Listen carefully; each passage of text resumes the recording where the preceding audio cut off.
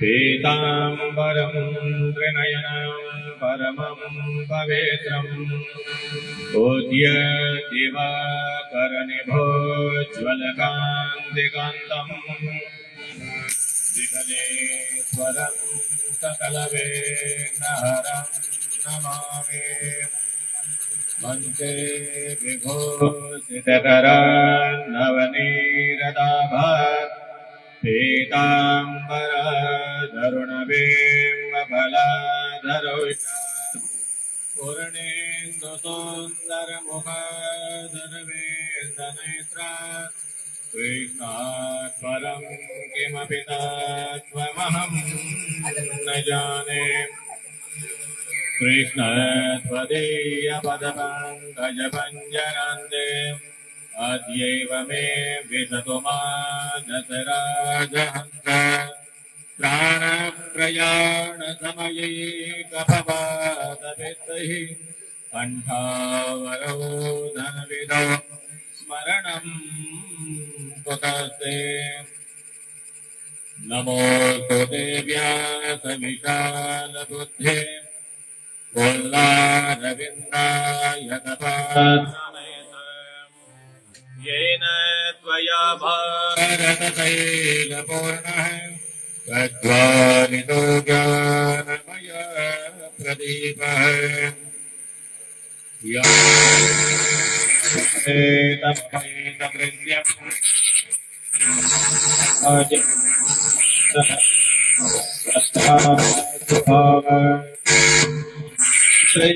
श्रीनितन्मयतया सर्वोऽभिनेदो तं सर्वभूतहृदयं मुनिमानतोऽस्मि।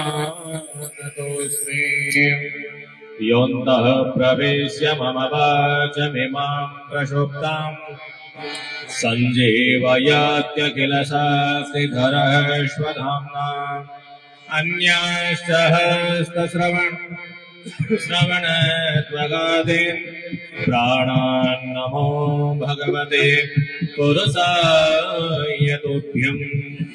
लोकाभिरामं रणरङ्गधीरं राजेव नेत्रं रघुवंशनाथं कारुण्यरूपं करुणाकरन्दं श्रीरामचन्द्रं शरणं प्रपद्ये।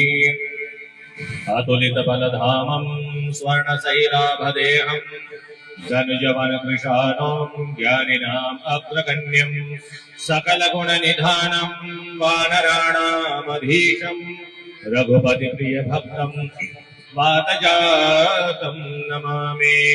नारायणं नमस्कृत्य नरं चैव नरोत्तमं देवीं सरस्वतीं व्यासं ततो जयमुदीरयेत्। बोले श्रीमद्भागवत महापुराण की, श्री द्वारिकाधीश भगवान की, श्री बालकृष्ण लाल की, श्री सद्गुरुदेव भगवान की। प्रातः स्मरणीय पूज्यपाद गुरुवर अनंत श्री विभूषित श्रीमद्दंडी स्वामी श्री जोगेंद्राश्रम जी महाराज की। अनंत श्री विभूषित श्रीमद्दंडी स्वामी श्री शिवेंद्राश्रम जी महाराज की। जय जय श्री राधे, जय जय श्री राधे, जय जय श्री राधे।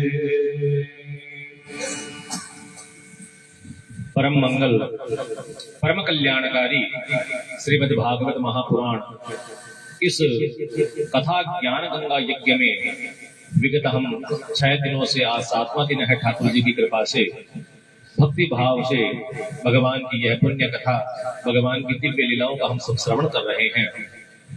भगवान की इन दिव्य लीलाओं का हम श्रवण करें, इससे पूर्व अपने मन और वचन को पवित्र, वाणी को पवित्र करते हुए भगवत नाम का आश्रय लेते हैं, भगवान का नाम संकीर्तन करते हैं। तदुपरांत भगवान की दिव्य कथाओं का हम श्रवण करेंगे। श्री कृष्ण गोविंद हरे मुरारे, हे नाथ नारायण वासुदेव। श्री कृष्ण गोविंद हरे मुरारी, हे नाथ नारायण वासुदेव। श्री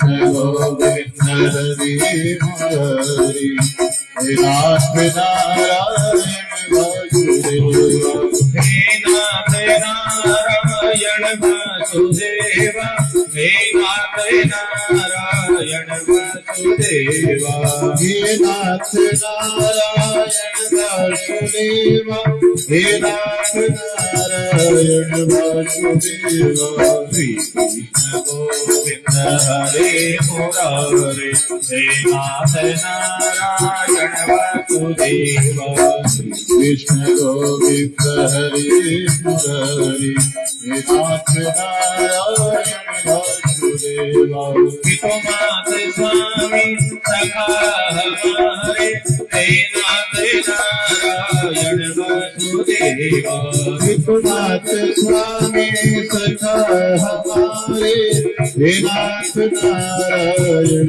वासुदेवा पितुमात स्वामी सखा हमारे हे नाथ नारायण वासुदेवा पितुनाथ स्वामी सखा हमारे हे नाथ नारायण वासुदेवा श्री कृष्ण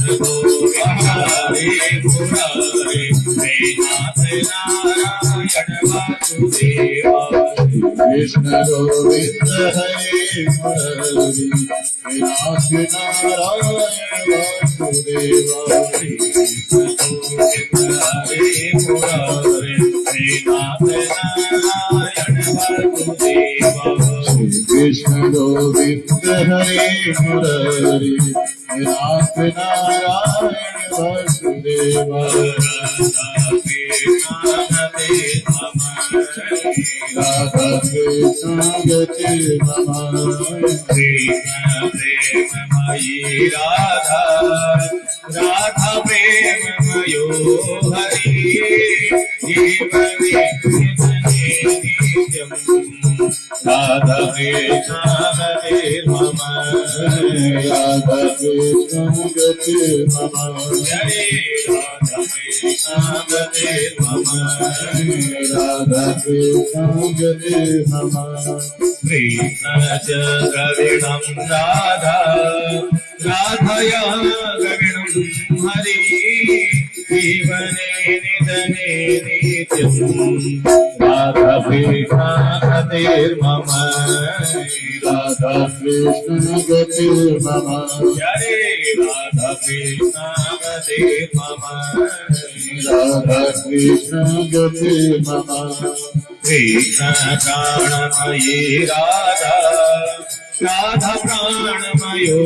हरि जीवने निधने नित्यं राधा कृष्ण हरेर्मम राधा कृष्ण गति मम हरे राधा कृष्ण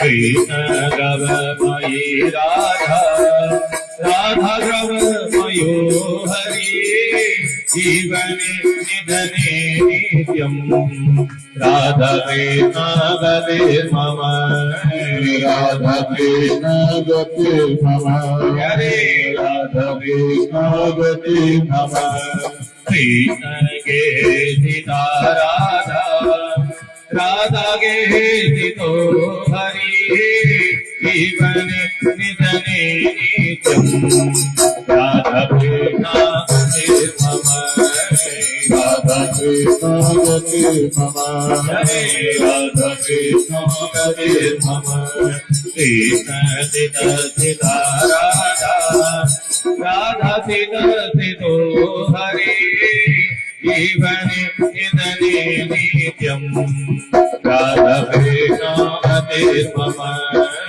राधा कृष्ण गति मम हरे राधा कृष्ण गति मम नीलांबरधरा राधा पीतांबर धरो हरि जीवन निधने नित्यम राधा कृष्ण गति मम हरे राधा कृष्ण गति मम वृंदावने हरि राधा वृंदावने हरो हरि जीवन निधने नित्यम राधा कृष्ण मम हरे राधा कृष्ण गति मम हरे राधा कृष्ण हरे मम हरे राधा कृष्ण गति मम श्री कृष्ण गोविंद हरे मुरारे हे नाथ नारायण वासुदेव श्री कृष्ण गोविंद हरे हरि नाथ नारायण वासुदेव श्री कृष्ण गोविंद हरे मुरारे हे नाथ नारायण वासुदेव कृष्ण गोविंद हरि हरि नाथ नारायण वासुदेव हे नाथ नारायण वासुदेव हे नाथ नारायण वासुदेव हे नाथ नारायण वासुदेव हे नाथ नारायण वासुदेव तुम्हारे स्वामी सखा हमारे हे नाथ नारायण वासुदेव नाथ स्वामी सदा हमारे हे नाथ नारायण वासुदेव श्री कृष्ण गोविंद हरे मुरारे हे नाथ नारायण वासुदेव श्री कृष्ण गोविंद हरे हरि नाथ नारायण वासुदेव श्री कृष्ण गोविंद हरे मुरारे हे नाथ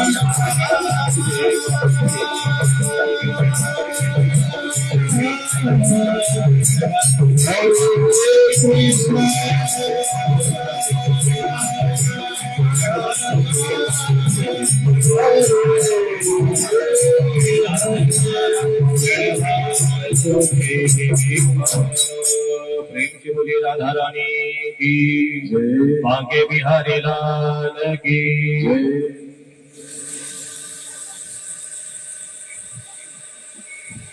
परम कृपालु परात्पर परब्रह्म परमात्मा गोपति गोपीपति गोलोकपति गोपेश्वर अकारण करुणा वरुणालय भक्तवांछा कल्पतरु इस करातर जगत के अखिल कोटि ब्रह्मांड नायक वृंदावनेश्वर श्री बांके बिहारी लाल जी सह उनकी आह्लादिनी शक्ति श्री रासेश्वरी हरिदासेश्वरी वृंदावनेश्वरी श्री राधिका रानी इनके युगल चरणों में बारंबार प्रणाम करते हुए सह यहाँ समुपस्थित आप सभी भक्तगणों के हृदय में विराजमान ठाकुर जी को बारंबार प्रणाम करते हुए भगवान का ही यह साक्षात वाङ्मय स्वरूप श्रीमद् भागवत महापुराण इस कथा ज्ञान गंगा यज्ञ में इस भागवत भागीरथी में हम सभी अवगाहन करने हेतु यहाँ सहभागी बन रहे हैं। बंधुओं, हम सबका बड़ा ही परम सौभाग्य है, भगवान का बड़ा अनुग्रह है। विगत 6 दिनों से आज यह ठाकुर जी की कृपा से 7वां दिन कथा जो हम सभी श्रवण करने जा रहे हैं।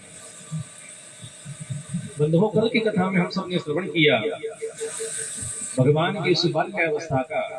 ठाकुर जी जो है गोकुल में किस प्रकार की लीलाएं करते हैं और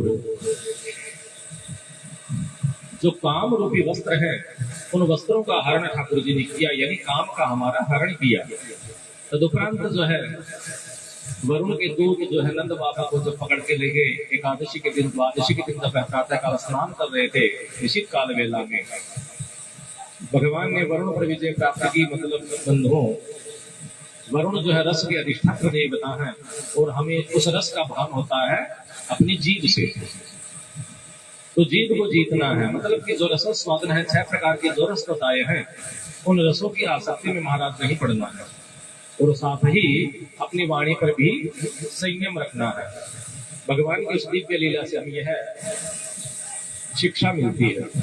अब देखिए बंधुओं, जब जीव काम के विकार से रहित होता है और इस वरुण रूपी जीव सब जो है भली भांति जीव कंट्रोल कर लेता है, उस पर विजय प्राप्त कर लेता है, तभी भगवान का दिव्य रास हमें प्राप्त होता है। और ठाकुर जी का बड़ा अनुग्रह कृपा हुई, सभी गोपी गोपिकाएं कैलाश से बाबा भोलेनाथ भी जो है गोपी बनकर आए। भगवान ने बड़ी सुंदर दिव्य लाल रास लीला का जो है सबको जो है आनंद प्रदान किया। तदुपरांत भगवान ने देखी बंधुओं कथाक्रम और जैसे जैसे आगे बढ़ता गया भगवान ने दिव्य रास लीलाएं रची। तदुपरांत धीरे धीरे जो है कंस को यह भान होने लगा, देवर्षि नारद से प्रेरणा मिली कि वह जो नंद बाबा के यहाँ बालक पल रहा है वही जो है तुम्हारा 8वां काल है। कंस ने जो है यत्न पूर्वक जो है धनुष यज्ञ का आयोजन किया और अक्रूर जी को जो है भगवान को स्वर्ण रत्न लेकर महाराज भेजने लाने के लिए भेजते हैं। अक्रूर जी को देखकर जो है सभी गोपिकाएं महाराज उनको जो है बड़ा कटु वचन कहती है कि तुम्हारा नाम तो क्रूर होना चाहिए, जिससे हम इतना अथाह प्रेम करते हैं, तुम हमारे ठाकुर को हमसे छीन के लेके जा रही हो। भगवान ने महाराज सबको समझाया। राधा रानी को भी जो अपने प्रेम स्वरूपा बांसुरी प्रदान की। माँ यशोदा को बारंबार प्रणाम किया, उनके चरण रज को जो है माथे पर धरा। माँ को भी बड़ा कष्ट हुआ महाराज, लेकिन भगवान ने कहा कि परित्राणाय साधूनां विनाशाय च दुष्कृतां धर्म संस्थापनार्थाय संभवामि युगे युगे। हे माताओं, हे गोपिकाओं, आपसे मैंने यह प्रेम पूर्ण जीवन जो है व्यतीत किया अभी तक, लेकिन अब संसार में जो है पापों की संख्या बढ़ गई है। इस धरणी का भार हरने के लिए मेरा जन्म हुआ है, अवतार हुआ है, तो अब मुझे बांसुरी छोड़कर शंख भी बजाना होगा। भगवान जो है मथुरा में जाते हैं, कंस का उद्धार करते हैं, अपने नाना उग्रसेन जी को महाराजा बनाते हैं। इधर महाराज जरासंध जो है क्रोध में आकर बार बार आक्रमण करता है। भगवान जो है अपनी नई द्वारिकापुरी बसाते हैं। भगवान के सुंदर विवाह होते हैं। किस प्रकार विवाह हुआ वह भी कथा सब हम सबने श्रवण की। तदुपरांत देखिए पांडवों का जो राजसूय यज्ञ हो रहा है उसमें जो है जरासंध का वध हुआ भगवान की प्रेरणा से। भगवान की अग्रपूजा हुई तो शिशुपाल ने महाराज विरोध किया तो भगवान ने उसका भी उद्धार किया। भगवान की परम सखा है महाराज द्रौपदी। द्रौपदी ने उस समय जो है अपना वस्त्र का जो है टुकड़ा जो है भगवान के जो है मूल्य में बांधा। भगवान ने वचन दिया कि मैं समय आने पर इसका एक एक जो है धागे का ऋण चुकाऊंगा। अब महाराज जब शिशुपाल का वध हुआ तो शिशुपाल का जैसे ही वध हुआ तो महाराज उसका एक परम मित्र है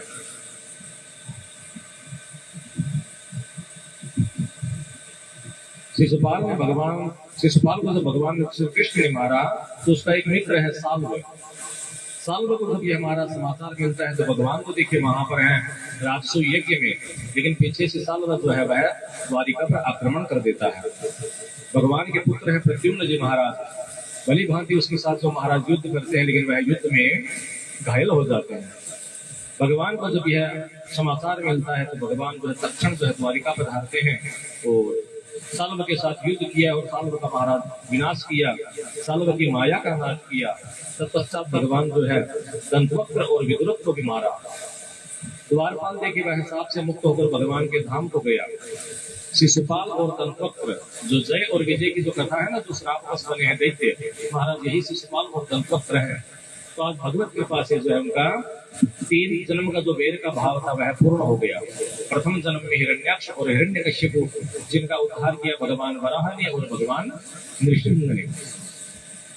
आगे के युग में जो है रावण और कुंभकर्ण जिनका भगवान श्री राम ने जो उद्धार किया, और अब ठाकुर जी जो है शिशुपाल और दंतवक्र का महाराज उद्धार करते हैं और उनको जो है जय विजय को श्राप से मुक्त करते हैं। आगे जाकर महाराज जब दुर्योधन को इस चीज का भान हुआ कि उनके यहाँ बड़ी अच्छी संपत्ति हो गई है, तो वैर भाव से जो है मामा सकुनी के साथ मिलकर उसने योजना बनाई और पांडवों को जो है युद्ध क्रीड़ा के लिए आमंत्रित किया। अब महाराज देखिए ये सब कुछ चीजें ना प्रारब्ध कर्म बस होती है। धर्मराज युधिष्ठिर जिनको जो है धर्म की प्रतिमूर्ति कहा जाता है, क्या वो ऐसी गलती कर सकते हैं कि युद्ध में सब कुछ हाथ अपनी पत्नी को भी दांव पर लगा दे? जब द्रौपदी ने बारंबार उनको बाद में उल्हाना दिया कि आपने मेरे साथ यह बहुत गलत किया, तब धर्मराज युधिष्ठिर समझाते हैं कि देखो पांचाली, हम तो फिर भी मनुष्य हैं, भगवान के ही अवतार तो थे श्री राम। क्या उनको भली बात नहीं पता था कि स्वर्ण मृग जैसा कुछ नहीं होता है?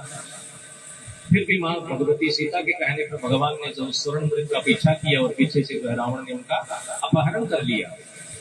तो हे देवी, कहने का अभिप्राय मेरा यह है कि जीवन में बहुत कुछ चीजें जो है वह प्रारब्धवश लिखी जाती है, जिस पर जीव का अधिकार नहीं है महाराज। अब जिन पांडवों को देखिए युद्ध में कोई भी नहीं हारा सकता, आज वह पांडव युद्ध में हार गए और उनको महाराज सबको पता है 12 वर्ष का जो अज्ञातवास हुआ। तदुपरांत जो है भगवान की तरफ से संधि भी करने आते हैं, लेकिन दुर्योधन एक भी बात नहीं मानता है। भगवान कहते हैं कि दुर्योधन तुम कम से कम 5 गांव ही दे दो, तो कहा कि मैं तो जो है सुई की नोक जितनी भूमि भी न दूंगा। अंततः गतवाज महाराज युद्ध की फनी, बड़ा भयंकर महाभारत का युद्ध हुआ और परिणाम सब कोई जानते हैं। अंत में जो है पांडवों की विजय होती है और इधर भगवान भी जो है युद्ध में देखिए महाराज भगवान को जो है अर्जुन के सारथी बने और अपनी संपूर्ण सेना जो है कौरवों को दी। क्योंकि देखिए द्विपक्षीय बात है ना, भगवान जो है पांडवों के भी उतने ही प्रिय हैं और जो कौरव है दुर्योधन इत्यादि उनके साथ भी बहुत तरह के घरेलू संबंध है उनके महाराज, तो मना दोनों को भी नहीं कर सकते हैं। और इस मामले में देखिए मामा सुकुनी जो है बड़े चालाक है, अपने दृष्टिकोण में चालाक है, लेकिन भगवान के सामने जो नटखट जो संपूर्ण सनातन जगत को नचाने वाला है उसके सामने महाराज भला कोई क्या चालाकी करेगा। भगवान जानते हैं कि अर्जुन जो है मेरा परम सखा है, मेरा परम मित्र है, मेरा भक्त है, उसको वह सेना नहीं चाहिए, वह केवल मुझको ही मांगेगा, मुझे भान है इस बात का। लेकिन फिर भी दुर्योधन को प्रसन्न करने के लिए, दिखाने के लिए कि मेरे लिए तुम दोनों समान हो, क्योंकि दुर्योधन का भाव अलग है। दुर्योधन को वह ठाकुर जी नहीं, दुर्योधन को ठाकुर जी की सेना चाहिए। उसको वही लगा कि रणक्षेत्र में जो है जिसके जितना सैन्य बल ज्यादा होता है महाराज उसी की विजय होती है। बुद्धि का युद्ध किया लेकिन बुद्धि उसकी अविवेकपूर्ण होती है। तो दुर्योधन जो है सेना को लेता है और अर्जुन जो है नियत श्री कृष्ण को मानता है। अब इधर महाराज भगवान ठाकुर जी के बड़े भैया जो है दाऊद जी बलराम महाराज, उनको बड़ा धर्म संकट हुआ कि जिस प्रकार अर्जुन को जो है कृष्ण प्रिय है, कृष्ण को अर्जुन प्रिय है, उसी प्रकार दुर्योधन जो है वह बलराम जी का शिष्य है। गदा जो है बलराम जी से सीखी है, तो बलराम जी को बड़ा धर्म संकट हुआ। अगर मैं दुर्योधन की तरफ से युद्ध करूंगा तो सामने कान्हा है, और इधर अगर पांडवों की तरफ से युद्ध करूंगा तो दुर्योधन को लगेगा कि मेरा गुरु ही मेरे विपक्ष में चला गया। बड़ा धर्म संकट हुआ महाराज। अंततः फिर बलराम जी भी कान्हा से पूछते हैं, कान्हा तुम बताओ मैं क्या करूं। तब कहा कि देखिए दाऊ जी हम तो जो है युद्ध में जा जरूर रहे हैं, लेकिन हम तो निशस्त्र हैं, हम तो शस्त्र उठाएंगे नहीं, केवल सारथी के रूप में जा रहे हैं। अब अगर आप जाइएगा तो आप तो युद्ध करेंगे, तो इधर पांडवों की तरफ से करेंगे तो दुर्योधन नाराज होगा, दुर्योधन की तरफ से करेंगे तो भाई सामने मैं हूं, तो आप मेरे साथ थोड़ी युद्ध करेंगे। दुर्योधन की सेना की तरफ से भगवान जो उनको लड़ने के लिए मना कर देते हैं कि भैया ये अच्छी बात नहीं है, वह अधर्म का शिविर है, आप जो है हम लोग धर्म रूप में हैं। और फिर दाऊद जी को जो है कृष्ण भगवान कहते हैं कि आप कुछ न करें, आप जो है तीर्थ यात्रा पर निकल जाइए, न इधर के न उधर के, अपना भगवान के मार्ग को प्रशस्त करें, भगवान का भजन करें। तो दाऊद जी महाराज जो है तीर्थ यात्रा के लिए चले जाते हैं। फिर जो है महाभारत का संपूर्ण युद्ध होता है, पांडवों की विजय होती है, भगवान जो है सबको बलि बांधे वहां पर जो है युधिष्ठिर जी को राजा बनाकर जो है अपनी द्वारिका आ जाते हैं। बड़ी सुंदर कथा चल रही थी महाराज। तो उसी समय जो है सुखदेव महामुनि से परीक्षित जी एक प्रश्न करते हैं महाराज कि भगवान की आपने यह संपूर्ण दिव्य कथा हमें सुनाई, बड़ा आनंद आ रहा है, लेकिन हे भगवान अगर आपकी कृपा हो, आपकी अगर इच्छा हो तो हमको एक जो है कथा और सुननी है। भगवान ने कहा कि वह कौन सी इच्छा है बताओ। कि हमने सुना है कि कृष्ण शासित सखा कश्चित ब्राह्मणो ब्रह्म वित्तमय विरक्त इंद्रियार्थेषु प्रशांतात्मा जितेंद्रिय। हे भगवान हमने सुना है कि ठाकुर जी का एक परम मित्र है, परम सखा है, जिनका नाम सुदामा हमने सुना है। आप सुदामा जी का सुंदर चरित्र अगर हमको सुनाए तो बड़ी कृपा होगी आपकी। अब देखिए बंधुओं, यह सुदामा जी का जो चरित्र है यह 2 अध्यायों में बताया गया है। अब एक बात आपको भली भांति समझनी होगी मित्रों, सुदामा जी का जो चरित्र है ना, अब आजकल के भजनों में कहते हैं ना कि सुदामा जी गरीब थे, सुदामा जी दरिद्र थे, सुदामा जी भिखारी थे। ऐसा कुछ भी नहीं है। सुदामा जी जो है इस प्रकार से बोलना मानो भगवान के उस परम भक्त परम मित्र को है गाली देने के समान है। क्योंकि स्पष्ट रूप से देखिए श्रीमद् भागवत में सुदामा जी के बारे में जो बताया गया है, शब्दों को समझने की आवश्यकता है बंधुओं। बड़े सुंदर शब्द हैं और उसका अर्थ भी बड़ा सरल है। कृष्णस्यासित सखा कश्चित् ब्राह्मणो ब्रह्मविद्मय विरक्त इंद्रियार्थेषु प्रशांतात्मा जितेन्द्रियः यदृच्छयोपपन्नेन वर्तमानो गृहश्रमी तस्य भार्या कुचैलस्यक्षता सात्मा च तथाविधा। देखिए कैसे है सुदामा जी, कैसे हैं भगवान श्री कृष्ण के परम मित्र है, परम सखा है। देखिए बंधुओं, नवधा भक्ति जो है ना, उसमें जब पितामह भीष्म जो है उनकी स्तुति करते हैं तो 2 श्लोकों में आगे पीछे रति से प्रणाम किया। अंतिम जो नवधा भक्ति रूप में जो 9 श्लोक बताए उसमें बताए थे ना, 7 में जो है वह जीव स्वतंत्र है भगवान की सेवा करने के लिए। श्रवण कीजिए, कीर्तन कीजिए, मनन कीजिए, जप कीजिए, पूजा कीजिए, पाठ कीजिए, कोई मना थोड़ी है। लेकिन 2 जो है भगवान की भक्ति है, सख्य भाव और आत्मनिवेदन, पाद सेवन, पैर की पूजा और सखा का भाव। वे भगवान को अपना सखा तभी मान सकते हैं जब भगवान हमको उस योग्य समझे। तो आप सुदामा जी देखिए कितने परम योग्य हैं कि भगवान श्री कृष्ण के परम सखा हैं। तो इसलिए महाराज देखिए सुदामा जी साधारण ब्राह्मण तो ऐसे भी नहीं है। जो भगवान का परम मित्र है वह कभी साधारण हो नहीं सकता। और कहा कि ब्राह्मणों ब्रह्म वित्तमय है, साधारण ब्राह्मण भी नहीं है, ब्रह्म को जानने वाले हैं। कहते हैं ना, जो ब्रह्म को जानता है वह ब्रह्म के समान ही होता है। ब्रह्म ही जानाति ब्रह्म ही होती, जो ब्रह्म को जानता है वह साक्षात ब्रह्म का ही स्वरूप होता है। तो वह जन्म से भी ब्राह्मण है और कर्म से भी ब्राह्मण है। विरक्त इंद्रियार्थेषु, देखिए बंधुओं, ये हमारी जो इंद्रियां हैं ना, जिनसे हम देखते हैं, सुनते हैं, गाते हैं, खाते हैं, यह हम लोग तो क्या करते हैं, संसार की आसक्तियों में जो है लगे रहते हैं। हमारी आंखों को चाहिए भगवान का चलचित्र नहीं, आजकल मोबाइल में चलने वाली रील चाहिए सबको। और सब जो है हमारा आधुनिक संसार में जो है जीवन व्यतीत करते हैं। सुनने के लिए भगवान का सुंदर जो है कीर्तन नहीं चाहिए, सबको जो है गाने चाहिए आधुनिक समय के। गाने के लिए मन में भी भगवान का हम लोग वाचन भी नहीं करते हैं, अनारकल बातें करते रहते हैं। और आधुनिक संसार के जो गाने बजाने हैं वही सब में लगे रहते हैं। लेकिन सुदामा जी कैसे हैं, विरक्त इंद्रियार्थेषु, यह जितनी भी इंद्रियां हैं ना, इनसे देखिए आप इच्छा तो नहीं छुड़ा सकते हैं, लेकिन उससे विरक्त हो सकते हैं। अब हमको ऐसा थोड़ी है कि कोई चीज नहीं देखना ना, हम अपनी आंखें फोड़ देंगे। आंखें तो कोई नहीं फोड़ता है। भगवान ने चराचर जगत में जो कुछ भी बनाया है वह दृश्यमान देखने के ही योग्य है, देखना भी चाहिए। लेकिन अंदर का जो भाव है वह यह रहना चाहिए कि यह संपूर्ण हमको चराचर जो कुछ भी दिख रहा है भगवान का ही स्वरूप है। तो स्थूल ध्यान करके भगवान का जब चराचर जगत को आप देखते हैं तो वह इंद्रियां भी जो है सुख को प्राप्त करती है। देख रहे हैं लेकिन सब में भगवान को देख रहे हैं। तो ऐसे सुदामा जी हैं जो सबको जो है भगवान के ही स्वरूप में देखते हैं। कुछ श्रवण भी करते हैं तो भगवान का ही नाम संकीर्तन श्रवण करते हैं, कुछ गाते भी तो है भगवान की ही महिमा गाते हैं। यानी अपनी जो इंद्रियां हैं शरीर की, इनको इस संसार में न आसक्त करके, इससे विरक्त करके भगवान के ही चरणों में उन्होंने लगा रखा है। ऐसे है महाराज प्रशांत आत्मा जितेंद्रिय है। देखिए एक होता है शांत, एक होता है प्रशांत।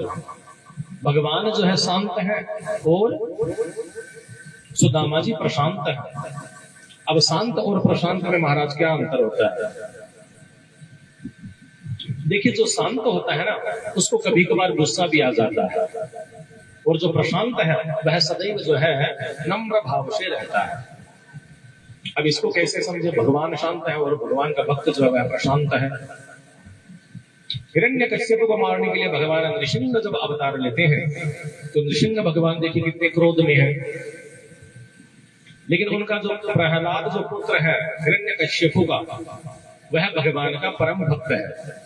वह हर समय शांत ही रहता है।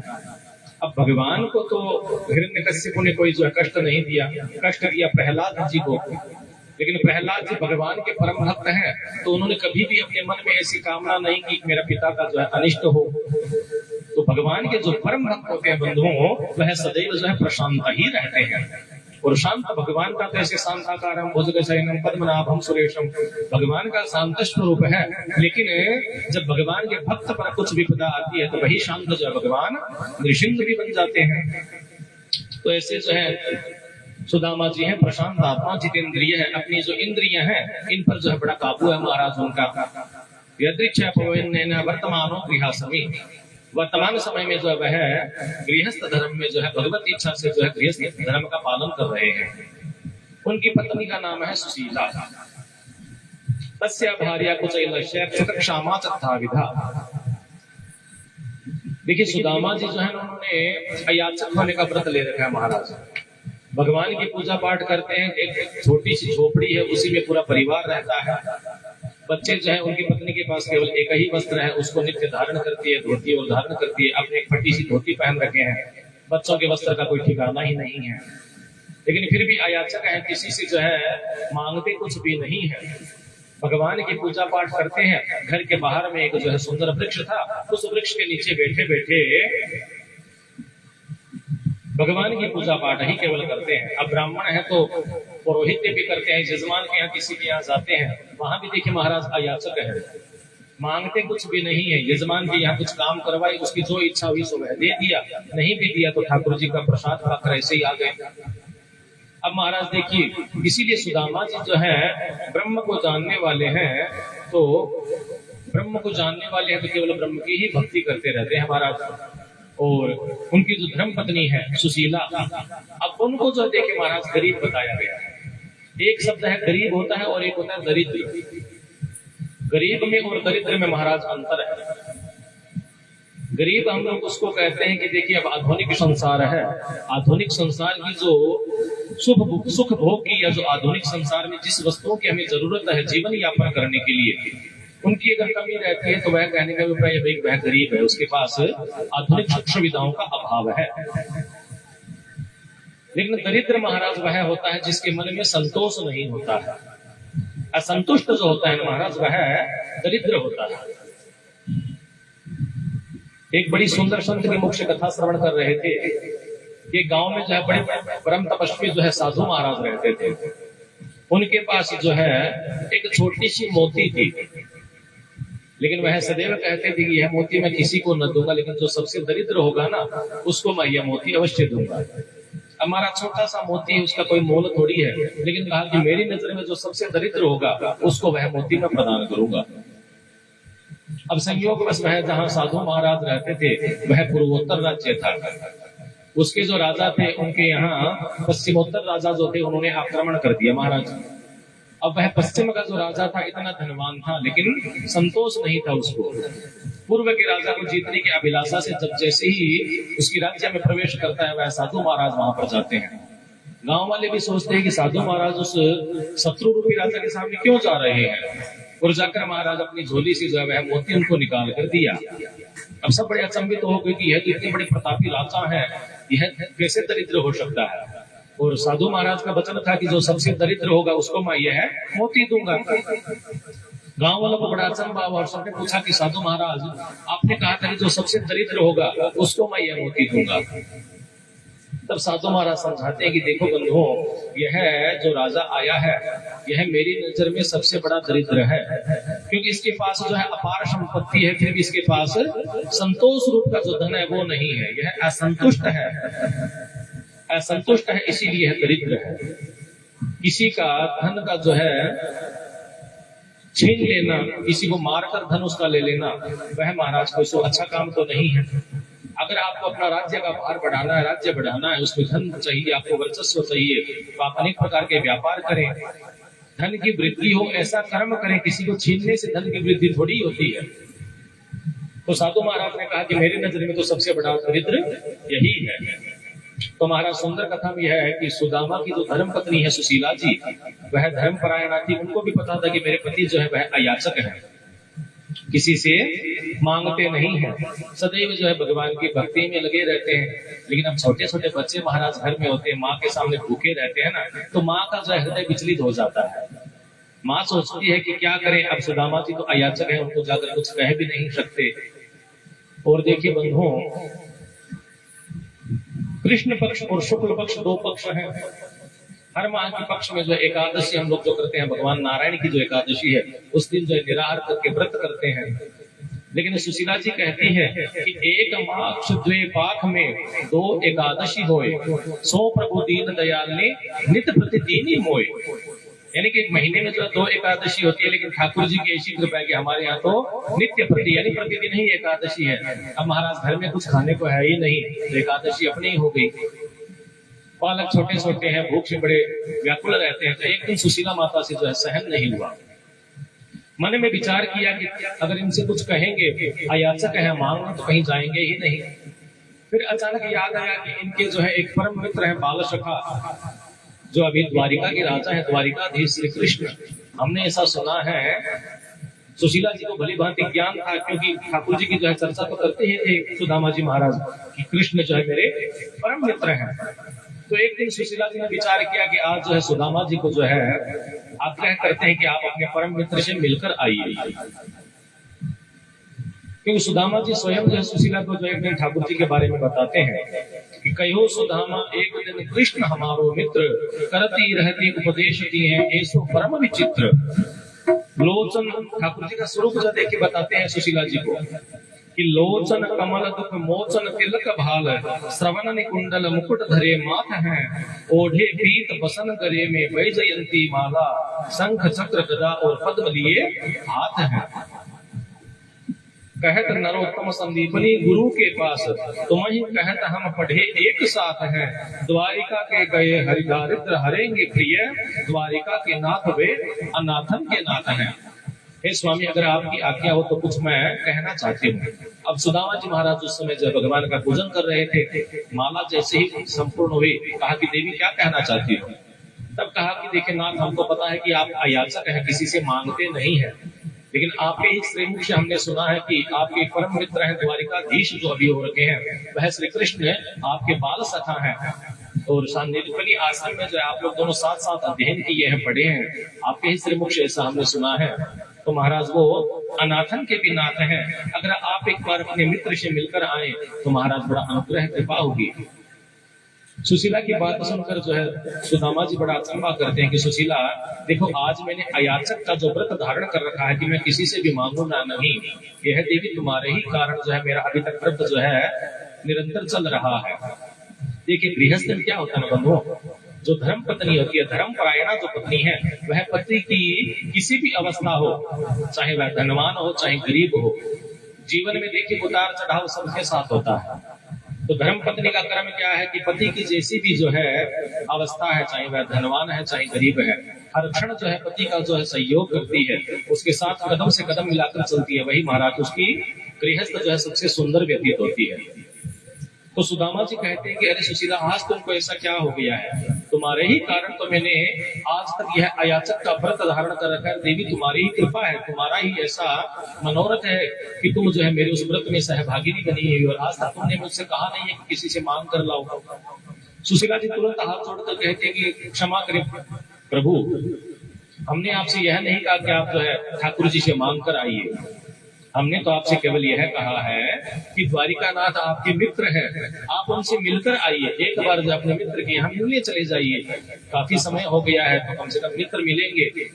सुशीला जी मन ही मन सोचती है कि अयाचक है, मांगेंगे तो नहीं, लेकिन वह दिनों पर पालन करने वाले, सबके मन की बात तो जानते ही है। तो आप एक बार अगर वहां जाएंगे तो महाराज, सुशीला जी का भाव था कि अगर एक बार चले जाएंगे तो हमारा काम बन जाएगा। भले ही देखिए सुदामा जी अयाचक है, लेकिन सुशीला माँ को तो है, उनको तो याचना है, क्योंकि घर में छोटे छोटे बच्चे हैं महाराज, उसका पेट भरना है। और सुदामा जी को जो बड़ी कहती है कि महाराज एक बार जो आपको जो है ठाकुर जी के यहाँ जाना चाहिए। सुदामा जी विचार करते हैं और कहते हैं कि चलो ठीक है, विचार करेंगे, अभी तो जो है थोड़ा पूजा पाठ कर लेते हैं। ऐसा कहकर सुशीला जी अपने घर में चली गई, और बैठते बैठते जो है माला करते करते सुदामा जी महाराज विचार करने लगे कि सुशीला ने बात तो सही कही है, परम मित्र से मिले हुए काफी समय भी हो गया है, तो एक बार मिलकर आने में क्या लगता है, दर्शन भी हो जाएंगे और मित्र का भाव है तो तनिक दुख सुख की बात भी हो जाएगी। लेकिन यहाँ भी देखिए सुदामा जी को मांगने का भाव नहीं हुआ कि हम जाएंगे तो ठाकुर जी से मांग नहीं लेंगे।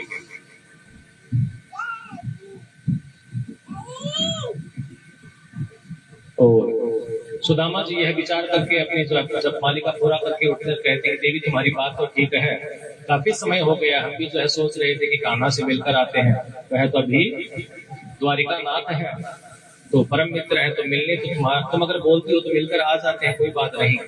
लेकिन देखो किसी सखा के यहाँ, किसी मित्र के यहाँ, या फिर गुरु के यहाँ, ब्राह्मण के यहाँ, किसी के यहाँ भी जाते हैं तो महाराज खाली हाथ तो नहीं जाना चाहिए। अब परम मित्र के यहाँ जा रहे हैं तो कुछ न कुछ तो उपहार स्वरूप लेकर जाना पड़ेगा। सुशीला जी बड़ी प्रसन्न होती है, कहते हैं कि स्वामी आप एक क्षण इंतजार कीजिए, हम तुरंत जो है व्यवस्था करते हैं। दौड़ते ही सुशीला जी महाराज घर में जाती है, लेकिन घर के सारे बर्तन खोल कर देखती है कुछ है ही नहीं।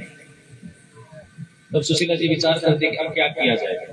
अब देखिए यही जो है गृहस्थ धर्म की जो है बड़ी सुंदर जो है व्यवस्था बताई है। हम लोग के घर में कुछ चीज का अभाव होता है तो जो हमारे अड़ोस पड़ोस के जो मित्र होते हैं ना वही काम आते हैं। सुशीला जी दौड़कर जाती है, 4 घरों में तनिक तनिक जो है तांडुल चिड़वा जो हमारा सबसे मांग कर लाती है कि अभी घर में नहीं है, जब उपलब्धता होगी तो आपको पुनः हम दे देंगे। सखी अगल बगल के सब प्रेम भाव से रहने वाले थे तो उन्होंने तनिक जो है तांडुल चिड़वा जो हमारा दे दिए। अब तो जो है घर में बांधने के लिए कुछ वस्त्र ही नहीं है। अब कुछ समय में पॉलीथीन चली, पहले पॉलीथीन तो होते नहीं थे, अब बांधने के लिए कुछ वस्त्र चाहिए। तो घर में एक ही वस्त्र है जिसको सुशीला जी पहन रखी है। अपनी साड़ी का महाराज तनिक सा जो है पल्लू फाड़ती है, उसमें गठड़ी बांध के दे देती है, एक डंडे में लगा के लीजिए स्वामी। अब सुदामा जी जो है विचार करते हैं कि धर्मपत्नी के कहे अनुसार जो है हमने यह व्यवस्था तो कर ली, जाने का विचार भी कर लिया और अब अगर जाने का विचार कर लिया है तो जाना भी पड़ेगा। सुदामा जी महाराज जो है बड़े मन में सुख भी का अनुभव है और दुख का भी अनुभव है। अब सोच रहे हैं कि परम मित्र से मिलेंगे तो बड़ा सुख की बात है कि भाई जो बचपन का सखा है उससे मिलने जा रहे हैं। अब दुख इस बात का हो रहा है कि भाई वह तो राजा है और हम जो है बड़े गरीब हैं। हम जाएंगे तो किस प्रकार जो है एक दूसरे से हम लोग भेंट करेंगे, कहीं वह काना बदल तो नहीं गया होगा ना कि देखिए भी राजा बन गया है, हम कहाँ वो। अब सुख का अनुभव यह हो रहा है कि नहीं वह बचपन का बाल सखा है, ऐसा तो कान्हा कर ही नहीं सकता। द्वारका जाऊं तो द्वारका जाऊं जो 8 जाम यह छठ तेरे, जो न कहो करिए ते बड़ो दुख, जय कहाँ अपनी गति हेरे। द्वार करे प्रभु के छरियात है, भूपति जान न पावत मेरे, 5 सुपारित देख विचार के भेंट को चारे न चाहूं मेरे। वह कहाँ राजा है और हम जो उसके लिए चिड़वा का थोड़ा सा उपहार स्वरूप महाराज लेके जा रहे हैं। अब सोचते विचारते जो है सुदामा जी महाराज जो है घर से निकलने का जो है विचार विमर्श करते हैं और सुदामा जी की पत्नी सुशीला जी कहते कि पति देव आप जाइए भगवान के दर्शन के लिए, भगवान जो है मनोरथ अवश्य सिद्ध करेंगे। अब सुदामा जी महाराज एकदम दुबले पतले हैं, कुछ खाते नहीं है तो शरीर में महाराज जान कहाँ से होगी। सुशीला जी जो है सुदामा जी जैसे घर से निकले बड़ी जो है चिंतित होने लग गई कि महाराज मैंने आग्रह करके पति देव को भेज तो दिया है लेकिन वह बड़े दुर्बल हैं, बड़े पतले हैं, उनका शरीर उनका साथ देगा कि नहीं देगा। और सुशीला जी महाराज ठाकुर जी के सामने उसी समय जल लेकर संकल्प करती है कि जब तक मेरे पति जो है सकुशल घर वापस नहीं लौट कर आएंगे तब तक मैं जो है मुंह में अन्न जल ग्रहण नहीं करूंगी। और ठाकुर जी के सामने जो है यह संकल्प किया। इधर महाराज सुदामा जी जो है ठाकुर जी का ध्यान करते हुए भगवान का गुणगान करते हुए जो है द्वारिका के प्रस्थान किए। श्याम सुंदर से मिले सुदामा, श्याम सुंदर से मिले सुदामा, गाती चले मन में हरे कृष्ण रामा। श्याम सुंदर से मिले सुदामा, गाती चले मन में हरे कृष्ण रामा।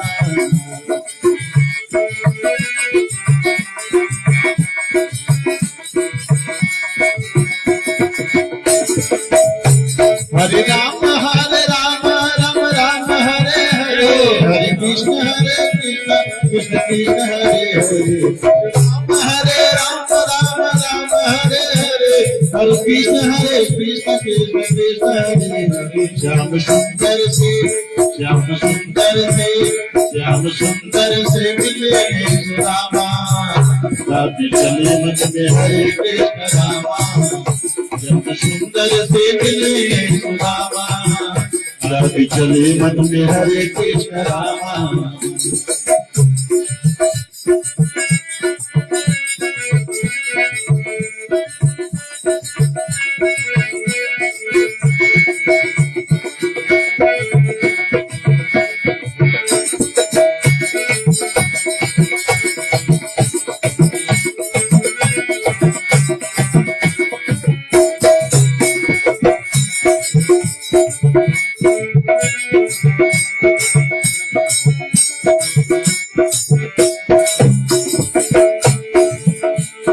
लोटा और कटोरे कंधे से लटकाए, लोटा और कटोरे कंधे से लटकाए।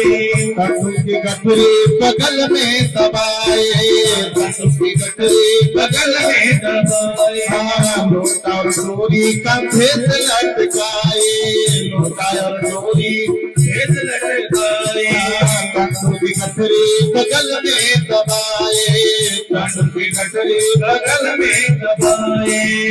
चली जा रहे हो, चली जा रहे, चली जा रहे द्वारिका धाम, हरे कृष्ण राम, चली जा रहे द्वारिका धाम, राधे चली हरे कृष्ण राम, श्याम सुंदर से मिले सुदामा, श्याम सुंदर से मिले सुदामा, राधे चली मन में हरे कृष्ण राम, मन में हरे कृष्ण राम, राधे चले मन में हरे कृष्ण राम, राधे चले मन में हरे कृष्ण राम। श्री कृष्ण गोविंद हरे मुरारी, नाथ नारायण वासुदेव, श्री कृष्ण गोविंद हरे मुरारी, नाथ नारायण वासुदेव, श्री कृष्ण गोविंद हरे मुरारे, नाथ नारायण वासुदेव, श्री कृष्ण गोविंद हरे मुरारी, नाथ नारायण वासुदेव। महाराज सुदामा जी जो है भगवान का दिव्य नाम संकीर्तन करते हुए ठाकुर जी की बाल स्वरूप की जो छवि थी हृदय में, अब बड़े वर्षों की बात देखिए तो बड़े हैं तो ठाकुर जी कैसे हो गए कि भान भी ना है, लेकिन भगवान का वह जो बाल स्वरूप है उसका ध्यान करते करते महाराज सुदामा जी चलते ही जा रहे हैं। अब देखिए महाराज इतने दुर्बल हैं कि उनका शरीर जो है साथ नहीं दे रहा है, बड़ा धीरे धीरे चल रहे हैं। तो सायंकाल हो गई, रात का समय हो गया, लेकिन द्वारिका का कहीं भी अता पता ढोल ठिकाना ही नहीं है। अब बड़े सुदामा जी व्याकुल हो गए और मन ही मन विचार करते हैं कि यह कान्हा की जो है नगरी जो है कितनी दूर है। अब विचार करते करते जैसे ही चलते हैं तो महाराज रास्ते में देखिए सदैव सब रास्ते जो एक समान नहीं होते हैं, कोई रास्ते बड़े सुंदर हैं, कहीं पथरीले हैं, कहीं कंकड़ है, कहीं कंटिकाएं हैं। तो महाराज सुदामा जी इतने दुर्बल और निर्बल थे कि उनका शरीर धीरे धीरे साथ नहीं दे रहा है। उनके पैरों में जैसे ही वह कंकड़ पत्थर लगे तो रक्त बहने लगा। अब रक्त महाराज शरीर में है ही कितना, इतने दुर्बल और निर्बल है। तो जैसे ही थोड़ा थोड़ा रक्त बहा महाराज सुदामा जी निर्बल होकर वहीं पर बेहोश होकर गिर गए। अब जैसे ही बेहोश होकर गिरे, दिनों पर पालन करने वाले नारायण को जो इस बात का अनुभव हुआ कि मेरा मित्र आ रहा है लेकिन रास्ते में ही निर्बल होकर गिर गया है। अब निर्बल के तो सहाय भगवान ठाकुर ही है, सब कोई जानते हैं। नारायण की कृपा से आदेश हुआ और उनकी सवारी जो है गरुड़ जी महाराज, भाव ऐसा हुआ कि गरुड़ जी गए और सुदामा जी को उठाकर जो द्वारिका के पास आकर पधार दिए। अब प्रातः काल जो जैसे तैसे होश आया तो अगल बगल से जो कुछ कोई भी गुजर रहा है बोल रहे द्वारिकाधीश की जय, द्वारिकाधीश की जय। सुदामा जी महाराज मन में विचार करने लगे कि अभी तो हम जंगल में पड़े थे, यहाँ प्रातः काल होते कहाँ आकर बैठ गए हैं। तब सबको पूछने लगते हैं भैया यह कौन सी नगरी है। तो एक क्षण उनको समझाते हैं कि देखिए 7 जो नगरियां है ना, अयोध्या, मथुरा, माया, काशी, कांची, अवंतिका, पूरी, द्वारावती, सप्तहिता, मोक्षदायका। जो मोक्षदायिनी द्वारिका है ठाकुर जी की जो नगरी है महाराज, यह द्वारिका नगरी है। अब जैसे ही सुना सुदामा जी ने बड़े जो है आनंद चित प्रसन्न हो गए कि वाह मेरे कान्हा की नगरी हम पहुंच तो गए हैं। अब भगवान के यहाँ देखिए ऐसी व्यवस्था बनाई हुई है, क्योंकि सदैव देखिए ब्राह्मणों के लिए तो भगवान जो पर रहते ही है। विप्रदेन सुर संत हित लेन मनुज अवतार, तो ठाकुर जी का अवतार ही इसी के लिए आवा है कि दुष्टों का संहार करना है, गाय की सेवा करनी और ब्राह्मणों का पूजन करना है। तो माँ रुक्मणी के द्वारा जो है उनके जो द्वारपाल थे उनको बड़ा सख्त निर्देश दिया हुआ था कि द्वार पर कोई भी ब्राह्मण अगर आए तो उसको जो है रोकना नहीं है। पहले ब्राह्मण देव का आदर सत्कार करना है, आने का कारण पूछना, और अगर उनको कहे कि ठाकुर जी से मिलना है तो निसंकोच किसी भी अवस्था में हो, किसी भी समय हो, ठाकुर जी से मिलने के लिए जो है उनको रोकना नहीं है। सुदामा जी महाराज द्वार पर पहुंचते हैं तो देखते ही द्वारपाल जो है उनको प्रणाम करते हैं, कहते हैं भूदेव आपका स्वागत है, आइए। आप कौन है, कैसा आपका आना हुआ, अपना समुचित कारण बताइए। तब कहते हैं कि देखो हम जो है कान्हा जो है ना हमारा लाला कन्हैया उसके परम मित्र हैं। अब द्वारपाल विचार करने लगे कि यह लाला कौन है, कन्हैया कौन है, कान्हा कौन है। तब द्वारपाल ने कहा कि महाराज लाला कन्हैया किसको कह रहे हैं? बोले अंदर जो बैठा हुआ ना तुम्हारा राजा बन के। और द्वारपाल सोचने लगे कि ठाकुर जी का नाम लाला भी है, कान्हा भी है, भाई हम तो सब उनको द्वारिकाधीश महाराज श्री कृष्णचंद्र कहते हैं। तो सुदामा जी की बात सुनकर जो है द्वारपाल भी बड़े अचंभित हुए और कहा कि देखो हम भले तुम्हारा वो राजा है, हमारा परम मित्र है, सखा है, हम लोग बचपन के मित्र हैं, मेरा नाम है सुदामा, और कहकर जाकर कहो कान्हा से कि सुदामा आया है आपसे भेंट करने के लिए। तो महाराज देखते हैं कि सुदामा जी का जो स्वरूप है, शरीर पर जो है केवल एक धोती है, वह भी फटी हुई है, और कोई शरीर पर कोई टोपी नहीं है, केवल एक लकड़ी की लटरी ले रखी है छोटी सी, उसमें तांडव जो है चिड़वे दबा कर रख रखे हैं। ऐसा महाराज एक दिन दीन सीन टाइप का स्वरूप है। तो ठाकुर जी के पास जाकर उनका द्वारपाल जो है कहता है कि महाराज आपके यहाँ जो है द्वार पर कोई मिलने आया है और अपना नाम जो है आपका मित्र बताता है, और भगवान जी के सामने जो है वह द्वारपाल सुदामा जी का स्वरूप बताता है कि वह है कौन और कैसे है। तो कहते हैं कि शीस पगान जगा तन पे प्रभु, जाने को आही बसो के हिरामा, होती फटी सी लटी दुपटी, और उपाय उपाना ही नहीं सामा। द्वार खड़ियो द्विज दुर्बल एक, रहो चकिसो वसुधा अभिरामा, पूछत दीर दयाल कुधाम, बतावत अपनो नाम सुदामा। अब महाराज ठाकुर जी ने जैसे ही सुदामा का नाम सुना, तुरंत जहां अपने सिंहासन पर बैठे थे उसी अवस्था में दौड़ पड़े सुदामा नाम सुनते कि मेरा परम मित्र आया है, मित्र आया है, मित्र आया है। तो महाराज ऐसे दौड़े ठाकुर जी का मुंह नहीं गिर गया, पीताम्बर भी नीचे गिर गया।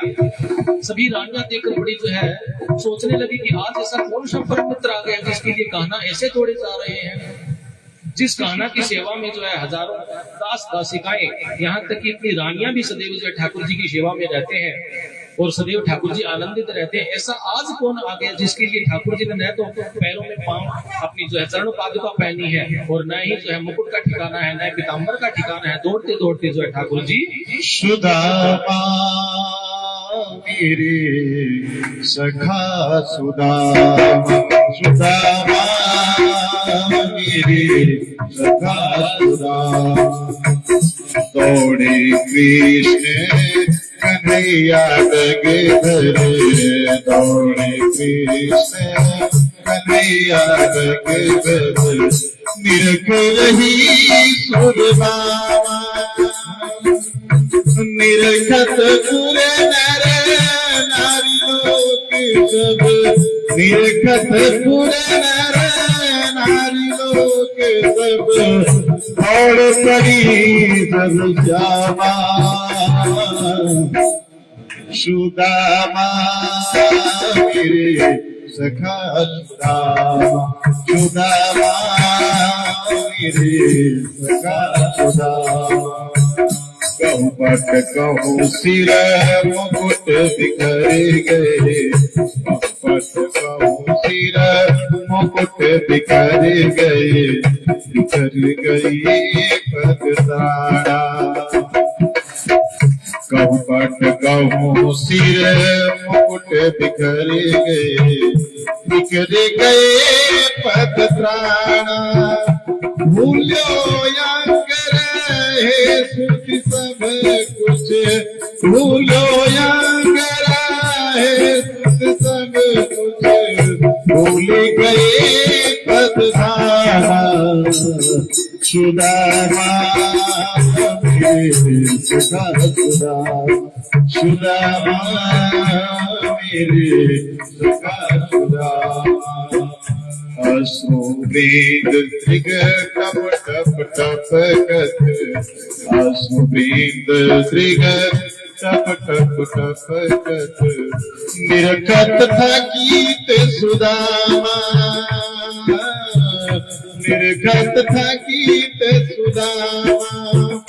आंग पास गौ भरी भरी भेटत, आंग पास गौ भरी भरी भेटत, भेटत मन सुदामा मेरे सुदामा, सुदामा मेरे सखा सुदामा सुदामा मेरे सखा सुदामा सुदामा मेरे सखा सुदामा। तो महाराज ऐसे परम मित्र सुदामा जी का नाम सुनते ही ठाकुर जी दौड़ पड़े बिना चरण पादुका के भी, पीताम्बर का भी ठिकाना ना रहा, यहाँ तक कि मुकुट भी महाराज गिर गया। दौड़ते दौड़ते जाते हैं, सखा से मिलते हैं और गले से लगा लेते हैं ठाकुर जी सुदामा जी को।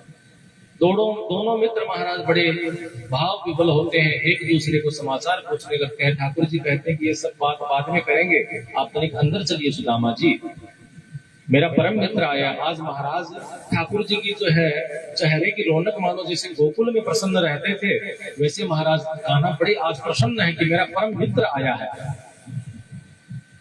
देखिए बंधुओं, मित्र वही है जो मित्र के अनुकूल हो चाहे प्रतिकूल हो, हर समय जो खड़ा रहता है वही सच्चा मित्र होता है। गांव में महाराज दो बच्चे साथ में पढ़ा करते थे, बचपन में गांव में दोनों रहते थे।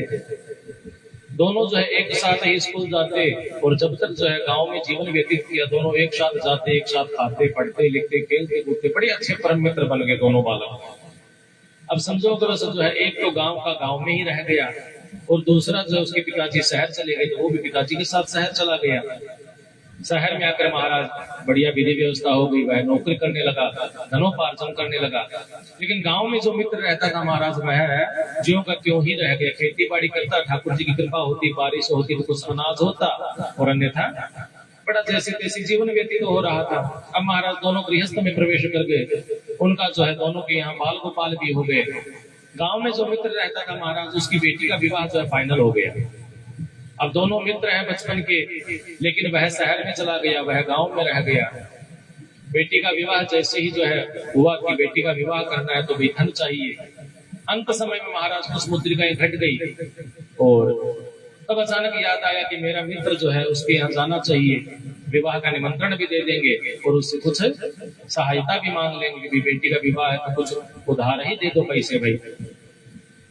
यह विचार करके महाराज जो गांव में रहता था मित्र वह शहर में जाता है।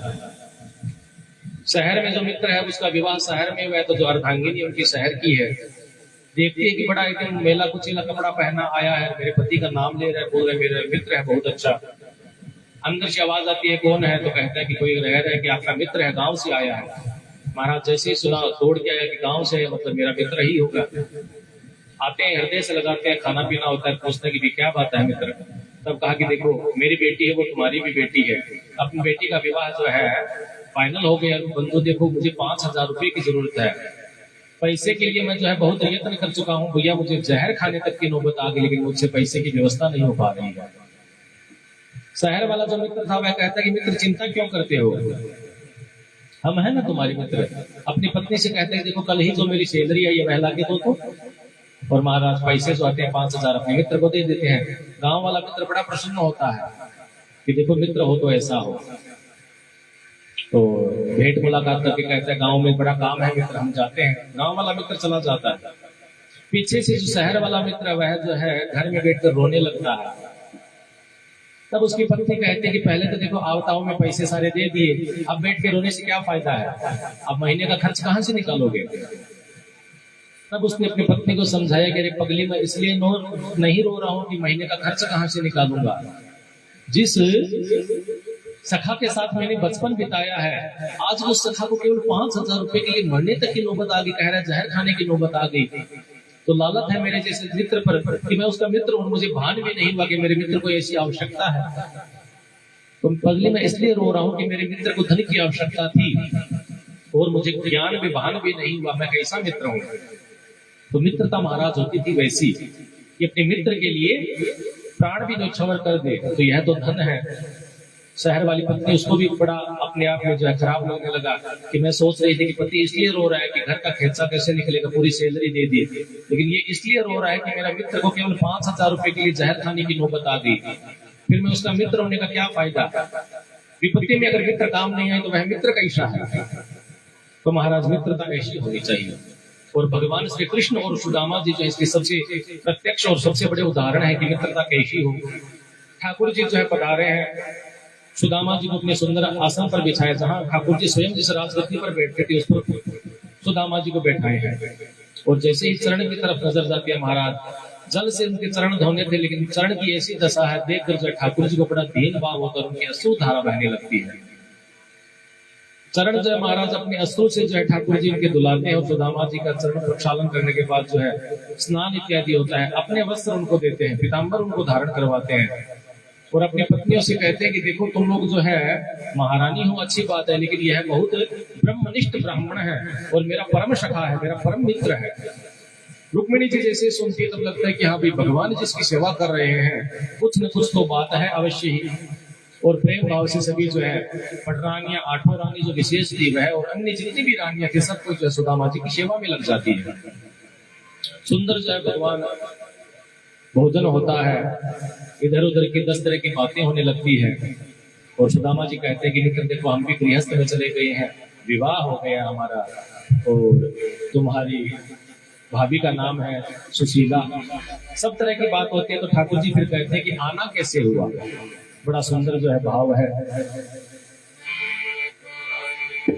सुदामा रे भाई गणे बिना मेरा, बता मेरे यार सुदामा रे भाई गणे बिना मेरा यार, सुदामा रे भाई गणे बिना मेरा यार, मेरे यार सुदामा रे भाई गणे बिना बालक थार जब आया करता रोज खेल कर जाया करता, बालक थार जब आया करता रोज खेल के जाया करता, हुई के तकरार सुदामा रे भाई गणे दिना में आया, हुई के तकरार सुदामा रे भाई गणे दिना में आया, मेरे यार सुदामा रे भाई गणे दिना मेरे यार सुदामा रे भाई गणे दिना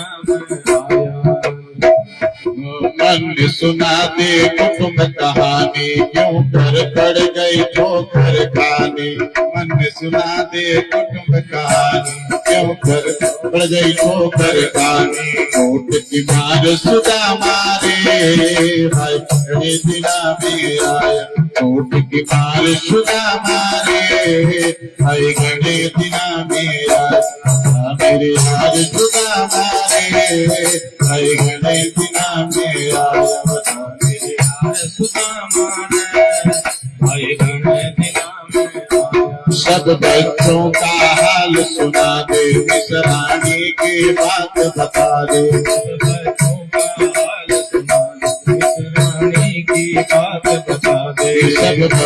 का हाल सुना दे, मिसरानी की बात बता दे, सब बच्चों का हाल सुना दे, मिसरानी की बात बता दे, गया हार सुदामा रे भाई गणे दिना मेरा, क्यों गया हार सुदामा रे भाई गणे दिना में, बता मेरे यार सुदामा रे भाई गणे दिना मेरा, बता मेरे यार सुदामा रे भाई गणे दिना में आया। चाहिए थारे तन पहले आना, इतना दुख नहीं पड़ता खाना, पहले आना इतना दुख नहीं पड़ता खाना, चाहिए थारे तन पहले आना, इतना दुख नहीं पड़ता खाना, पहले आना इतना दुख नहीं पड़ता खाना, क्यों भूला प्यार सुदामा रे भाई गणे दिना में आया, क्यों प्यार सुदामा रे भाई गणे दिना में आया, बता मेरे यार सुदामा रे भाई गणे दिना में आया, बता मेरे यार सुदामा रे भाई गणे दिना में आया।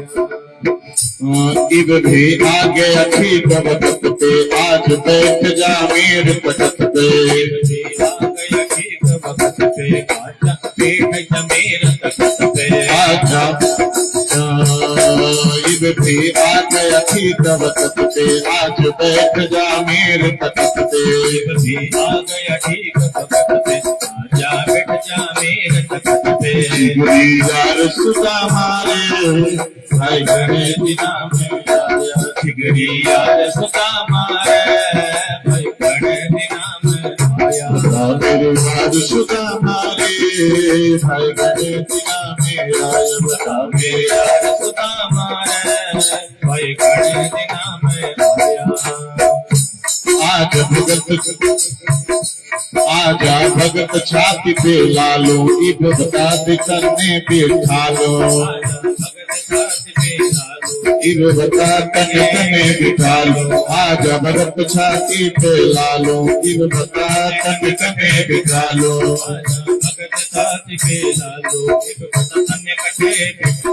करो शाहूकार सुदामा रे भाई गणेश दिना में आए करो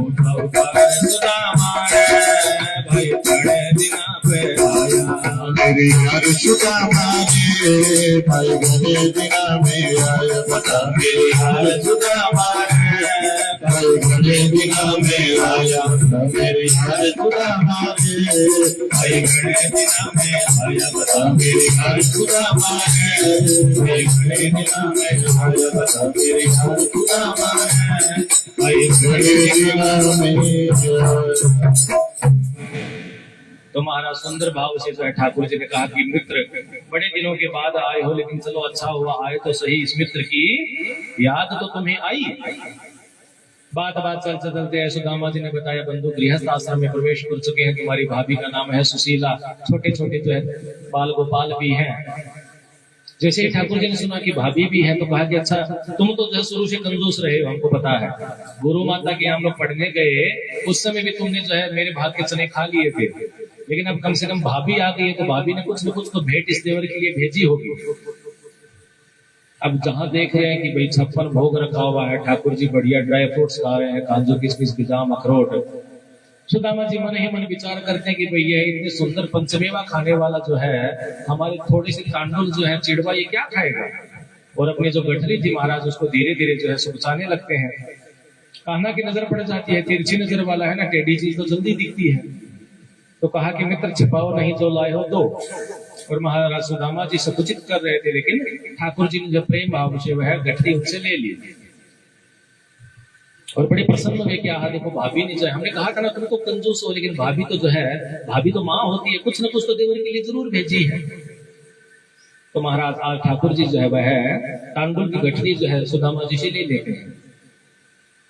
अब आजकल महाराज देखिए भजन और भाव के चलते जो है बहुत तरह की विभ्रांतियां बन गई है कि ठाकुर जी ने एक बार पाया तो ये लोग दे दिया, 2 बार पाया तो वो लोग दे दिया, 3 पाया तो ये दे दिया, चौथा में हाथ पकड़ लिया, कोई कहता है तीसरा में हाथ पकड़ लिया। भागवत जी में बड़ा स्पष्ट श्लोक दिया हुआ है कि इति मुष्टिम सकृत चक्वा द्वितीयम जंगमाददे तावत चीर्थ गृहे हस्तम तत्परा परमेष्ठिनः। भगवान ने जो है उस गठरी को लेकर जैसे ही एक भाग से एक बार में वह प्रसाद रूप में वह चिड़वा जो था ना उसको देखकर ठाकुर जी बड़े प्रसन्न हुए, क्योंकि बाल काल में यशोदा मैया जो है ठाकुर जी को दूध में वह चिड़वे मिलाकर कभी कभी खिलाती थी। तो कहा कि मित्र देखो आज जैसे ही तुम आए हो चिड़वों के साथ मुझे मेरी माँ की भी स्मृति याद आ गई और तुम मेरे परम मित्र हो, भाभी ने यह भेजा है तो इसको अवश्य ही कहूंगा। और महाराज एक बार में जो है ठाकुर जी ने एक बार जैसे ही पाया अपने समान वैभव जो है सुदामा जी को प्रदान कर दिया। ऐसे हैं हमारे ठाकुर जी। और दूसरा भाव जैसे ही ग्रहण करने लगे तो आधुनिकता में क्या है ना, भजनों के माध्यम से लोग बहुत सी भ्रांतियां हो गई है कि रुक्मिणी जी मना कर दिया, ऐसा नहीं है, वो मत खाइए, हम मन में विचार करें कि सब कुछ इसको दे देंगे तो हम क्या खाएंगे, ऐसा कहीं नहीं है। एक बार जैसे ही ठाकुर जी ने पाया अपने समान वैभव दिया, दूसरे बार जैसे ही पाने लगे तो रुक्मिणी जी का जो लक्ष्मी स्वरूप है उनका भाव यह है कि आपके परम मित्र ऐसा प्रसाद लाए हैं तो प्रसाद का मतलब होता है ठाकुर जी बांट कर खाइए, तो आप अकेले ना पाइए, हमको भी तनिक दीजिए, हम सब भी पाते हैं। भाव महाराज महाप्रभु है। तो ठाकुर जी ने अपने समान जो है वैभव उनको संपत्ति प्रदान की और सभी रानियों ने भी जो है वह प्रसाद जो है पाया, सब बड़े आनंदित हुए। रात्रि में सब भोजन करके शयन किए। सुबह जो है प्रातः काल उठने के बाद पुनः जो है ठाकुर जी आए, सुंदर अपने पीताम्बर वस्त्र जो है उनको प्रदान किए। अब बैठे बैठे जो है सुदामा को पता है कि ये कान्हा जो है बड़ा टेढ़ा है, इसको अगर आज मैं कहूंगा कि मुझे जाना है तो यह मुझको 5-10 दिन बाद जाने देगा। ऐसा विचार करके सुदामा जी उसी क्षण जो है भोजन करते करते कहते हैं कि लाला अच्छा ठीक है अब हम चलते हैं। अब सुदामा जी का भाव तो यह था कि आज कहूंगा तो कान्हा मुझे 7 दिन 10 दिन बाद जाने देगा, लेकिन जैसे ही सुदामा जी ने कहा कि मैं चलता हूँ कान्हा, तो कान्हा ने तुरंत कह दिया ठीक है मित्र जाओ।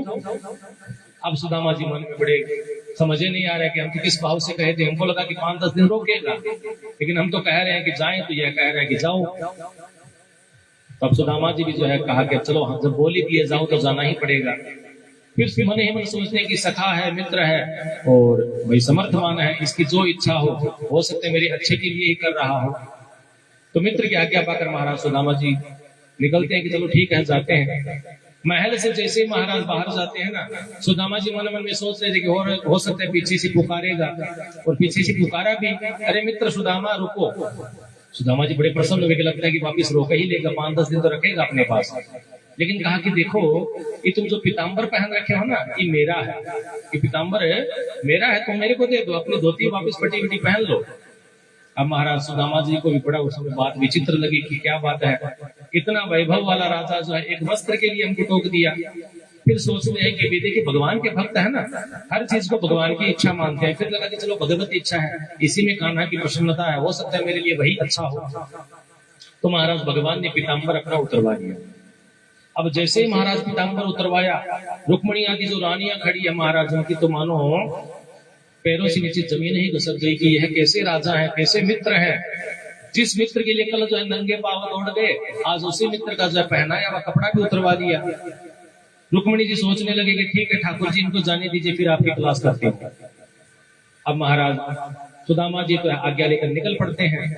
मन ही मन में रास्ते में विचार करते हैं कि कान्हा ने जो किया ठीक किया। लेकिन कई बार मन में महाराज बड़ी दुविधा होती है। एक बार विचार आता है कि कान्हा ने जो किया ठीक ही किया है, हम तो है सुदामा गरीब, हमारे पास तो भौतिक सुख सुविधाओं की कमी है, वस्त्र भी नहीं है, तो भैया हमारा जो स्वरूप है हमको ठाकुर ने वापस वही स्वरूप दे दिया कि तुम्हारी फटी धोती है भैया, तुम्हारा वही जीवन है, तुम वैसे ही व्यतीत करो। तो कहीं न कहीं तो यह लगता है कि ठीक है ठाकुर ने हमको अपना आईना दिखाया है। फिर यह सोचकर प्रसन्न भी होते हैं। आगे जाते हैं तो वापस दुविधा उठती है, तो लगता है कि नहीं कान्हा ने तो ठीक नहीं किया, वस्त्र तो नहीं खुलवाना चाहिए। फिर वही दुविधा होती है। फिर सोचता है कि भगवत इच्छा है, वह कुछ सोच समझ कर ही किया होगा। अनेक प्रकार के मन में दुविधाएं चलते चलते महाराज सुदामा जी निकल पड़ते हैं। इधर महल में जाने के बाद रुक्मिणी आदि जितनी भी रानियां थी महाराज बड़ी क्रोधित हो गई कि आप कैसे जो है द्वारिकाधीश हैं, कहना नहीं चाहिए आप हमारे पति हैं, लेकिन आपने यह अच्छा नहीं किया है। जिस मित्र को आपने इतना प्रेम भाव दिया, जाते समय उसके वस्त्र भी आपने खुलवा लिए, अपना पीताम्बर भी आपने उसे वापस दे लिया, और मित्र है इतने दिनों से आपसे मिला है, इतने वर्षों से आए हुए मित्र को कम से कम 5 दिन 10 दिन तो रुकने के लिए बोलना चाहिए ना आपको। उसने एक बार कहा कि हम चले कान्हा, आपने कह दिया ठीक है जाओ, ऐसा थोड़ी होता है। अब भगवान ने सुन रहे थे बोलते देवी आप लोग बोलते जाओ, जब तक तुम लोग को बोलना है मन में जो भड़ास है ना सब भड़ास निकाल दो। तो महाराज रानियों के मन में जो भाव आया सब कहती गई। तब कहा कि देवियों अब आप शांत हो, अब हम कहते हैं। हमने उस मित्र को जो है जाने के लिए क्यों कहा, क्योंकि देखो तुम लोग को पता नहीं है, जब यह मेरा दुर्बल मित्र निकला था ना तो उसकी पत्नी जो है सुशीला बड़ी धर्मपरायणा है, पतिव्रता धर्म का बहुत पालन करती है। और उसने जो है जल लेकर संकल्प किया था कि जब तक मेरे पतिदेव सकुशल घर नहीं आएंगे तब तक हम अंजल भी ग्रहण नहीं करेंगे। तो हम अपने मित्र को सुख देने के लिए हम अपनी भाभी माँ को दुख नहीं दे सकते हैं। तो रुक्मिणी आदि को बड़ा समझ में आया कि बात तो सही है।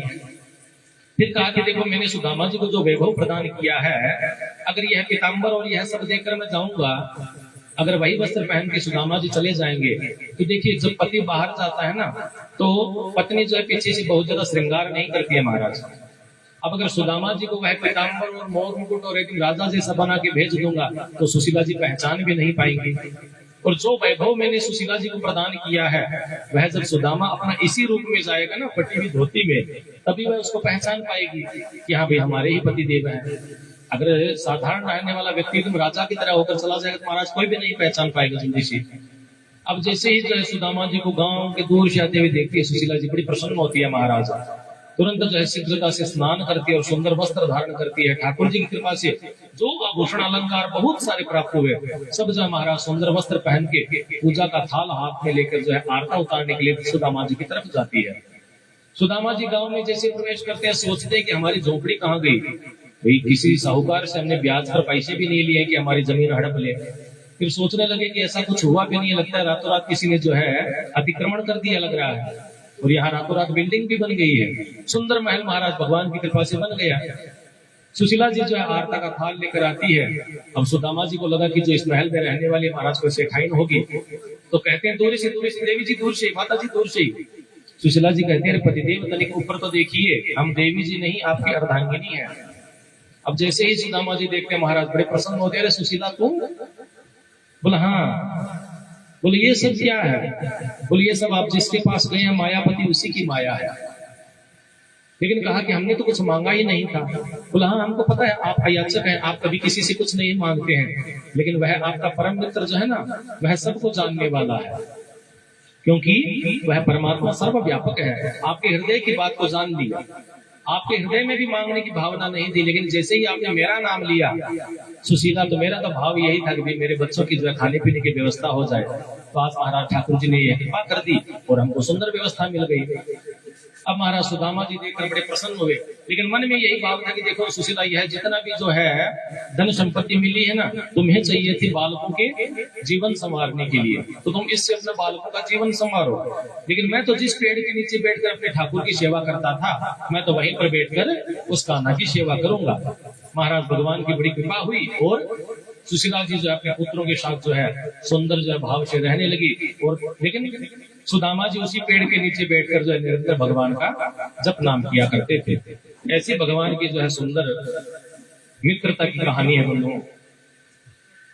अब एक बार की बात है कि एक समय जो है देखिए सुदामा जी के ललाट पर लिखा हुआ था कि आपके भाग्य में जो है लक्ष्मी नहीं है, श्री क्षय, लक्ष्मी जी नहीं है ऐसा उनके भाग्य में था। लेकिन जब भगवान की कृपा हुई तो वो हो गए श्री क्षय से यक्ष है श्री, यानी कुबेर के समान जो उनके पास लक्ष्मी जी का वास हो गया।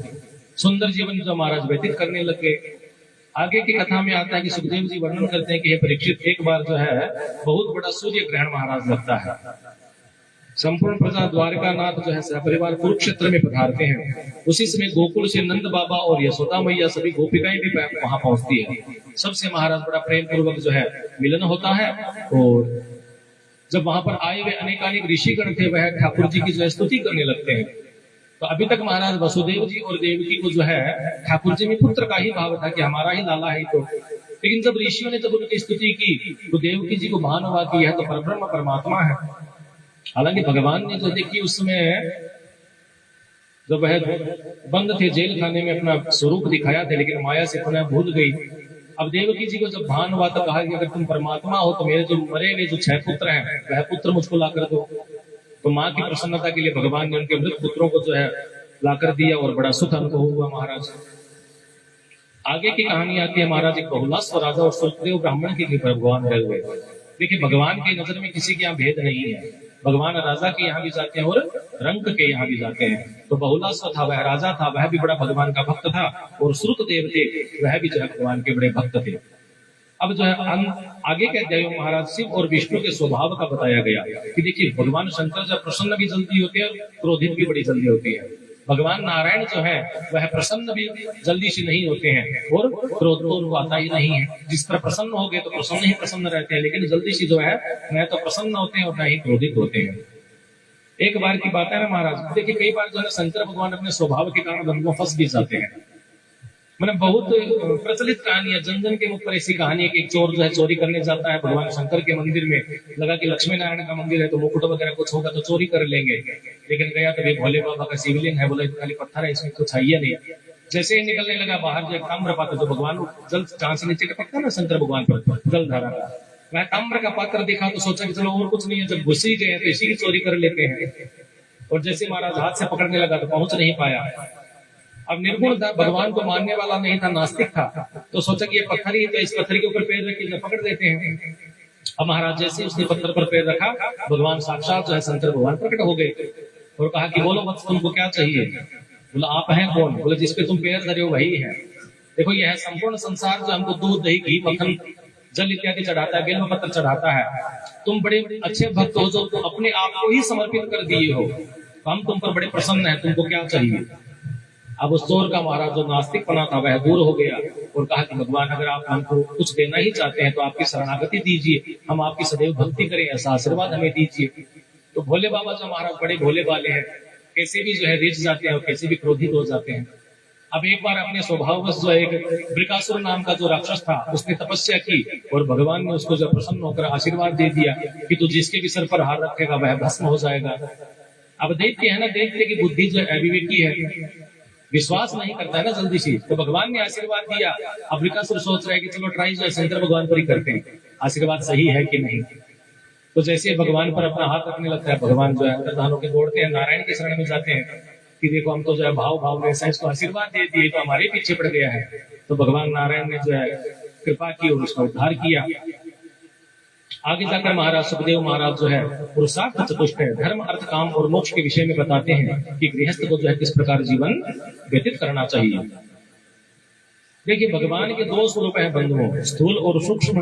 वैसे ही भगवान को जो है, भगवान के भक्त निर्गुण और सगुण दो रूप में बसते हैं। भगवान को दोनों ही प्रिय है, लेकिन भगवान को देखिए भक्त तो हो लेकिन ज्ञानी भी हो, और भक्ति से युक्त जो भक्त होता है वह भगवान को ज्यादा प्रिय है। दसम स्कंद का उत्तरार्ध महाराज यहाँ पर पूर्ण होता है। एकादश स्कंद में जब आती है कथा कि भगवान ने जब देखी महाभारत का युद्ध हुआ तो यदुवंश का समक्ष संपूर्ण जो क्षय हुआ, नाश हुआ, तो माता गांधारी ने उनको श्राप दिया था कि देखो तुम मेरे वंश का जो है मिटाने का कारण बने हो, तो मैं भी तुम्हारे वंश को जो है मिटने का जो है श्राप देती हूँ। अब देखिए सती थी, पति पत्या धर्म को पालन करने वाली थी, तो श्राप महाराज निष्ठुर नहीं जाएगा, खाली नहीं जाएगा, निष्फल तो हो ही नहीं सकता है। तो भगवान ने सोचा कि चलो अपनी माया को समेटा जाए।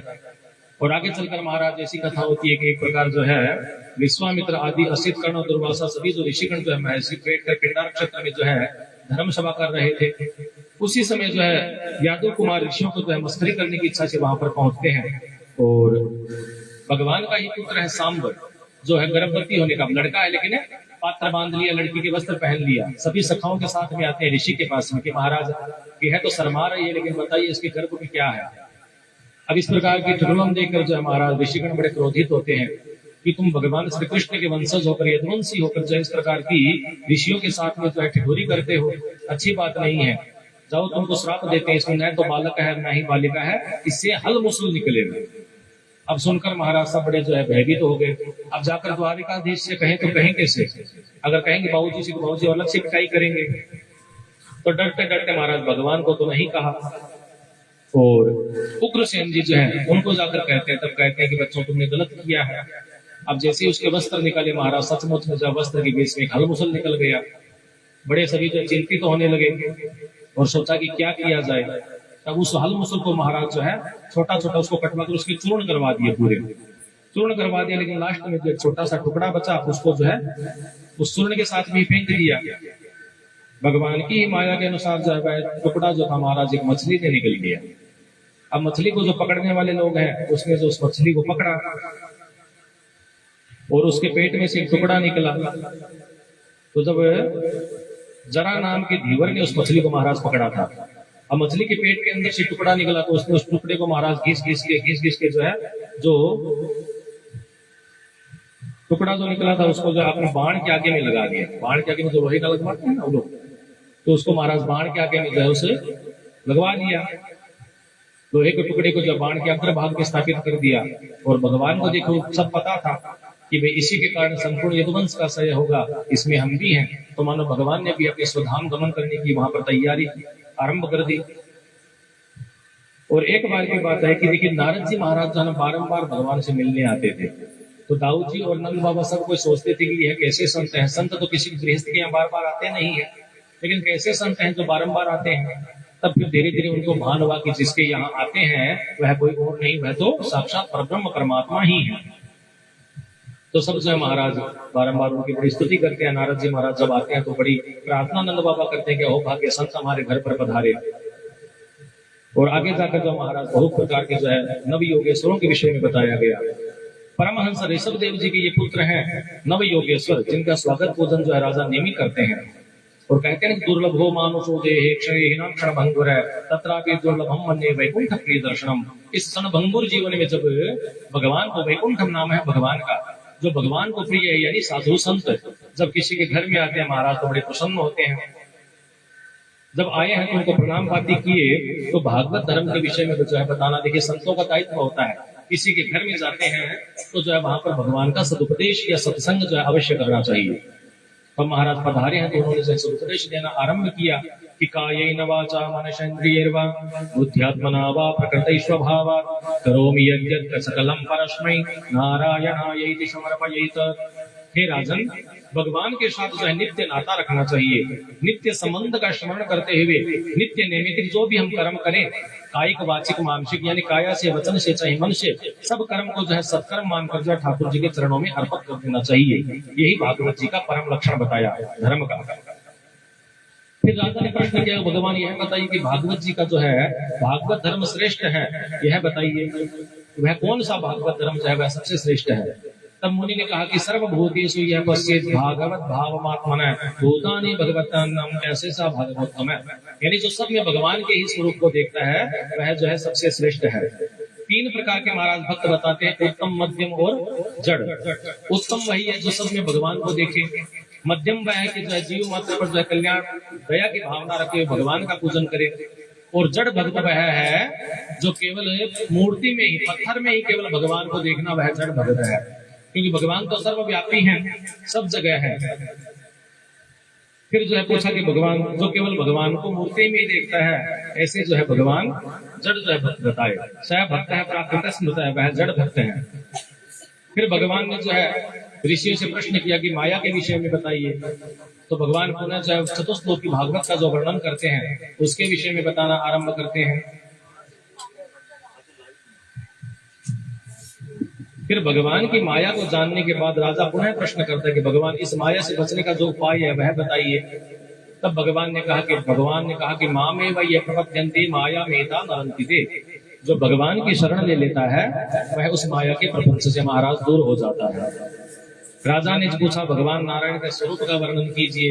यानी कहने का अभिप्राय है कि जितनी भी हमने भागवत की जो कथा सुनी है उसकी एक ऐसी पुनरावृत्ति होती है, क्योंकि भागवत जी में ये बताया गया कि भगवान का जो है स्वरूप है, भगवान की जो दिव्य कथा है उसकी बारंबार जो है सदा सत्संग, भगवान की कथा सत्संग ही है और सत्संग जो है सदैव होते रहना चाहिए।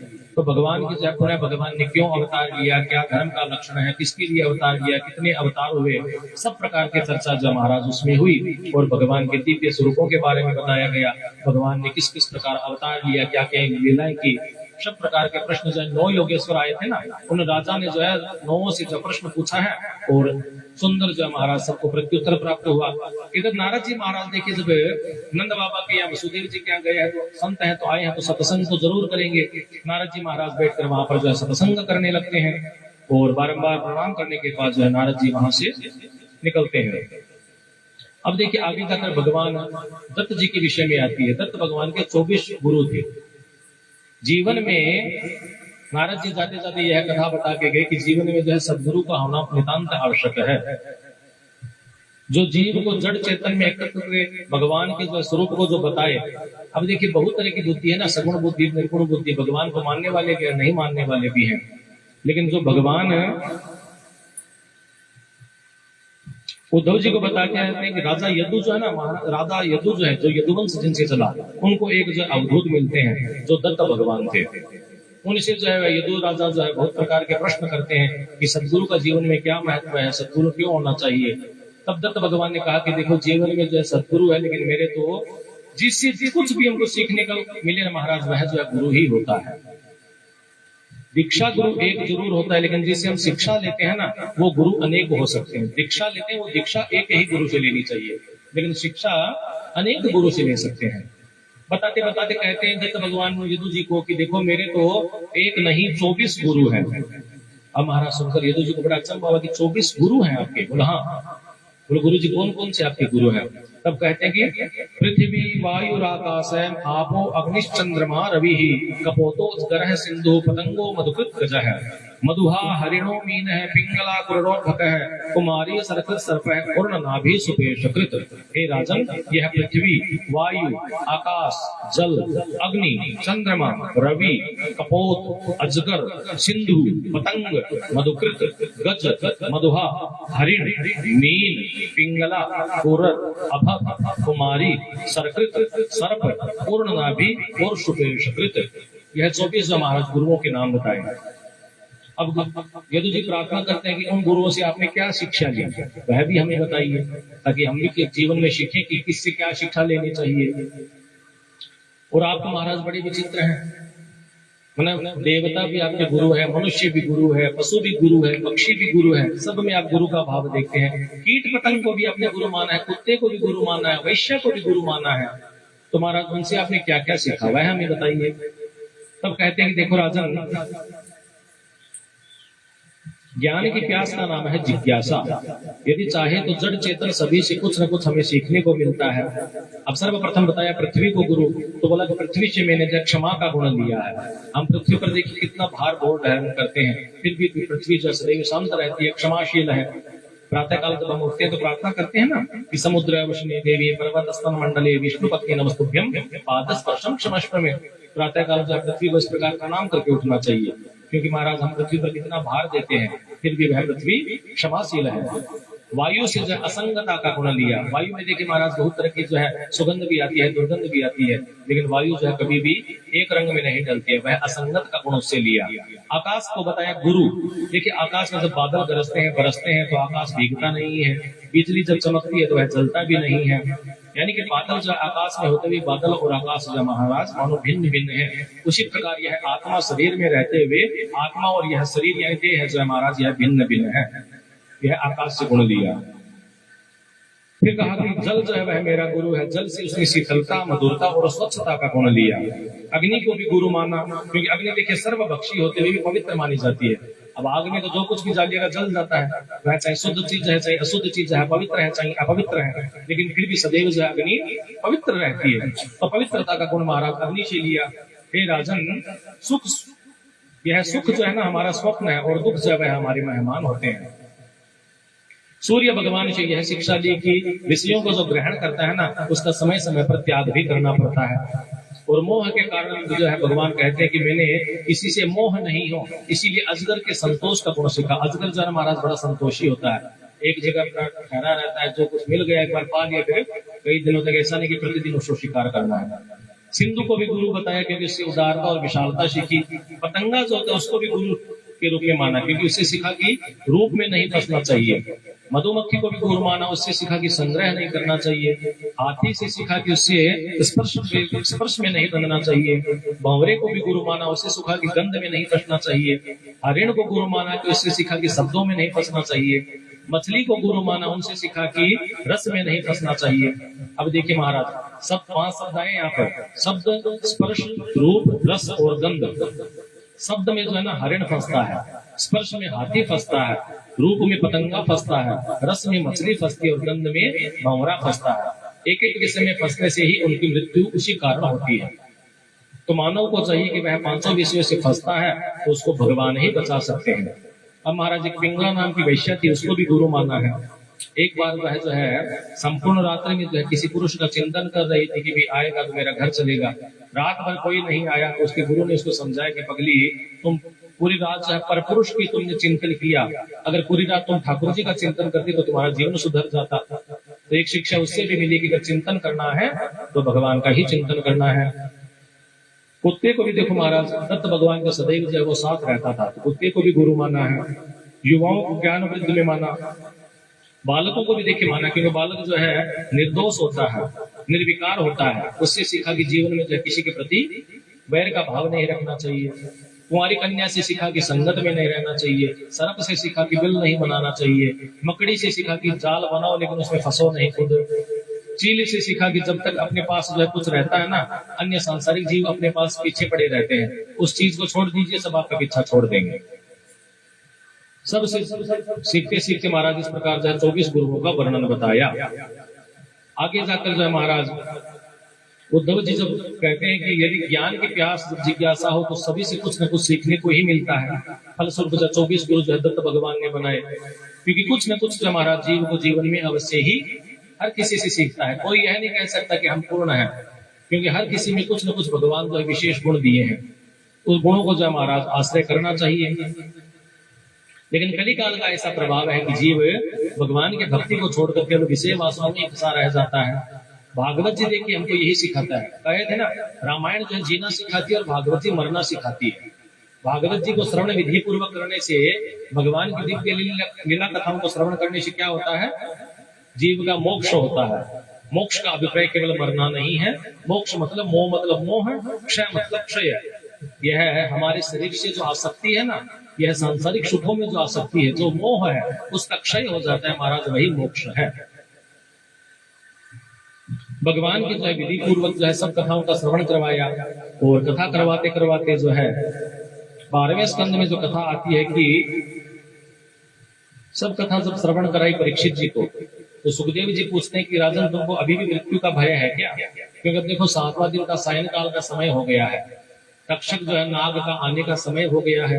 लेकिन यह है कि सुखदेव जी जब तक वहां पर बैठे हुए हैं तब तक जो है तक्षक आ नहीं सकता।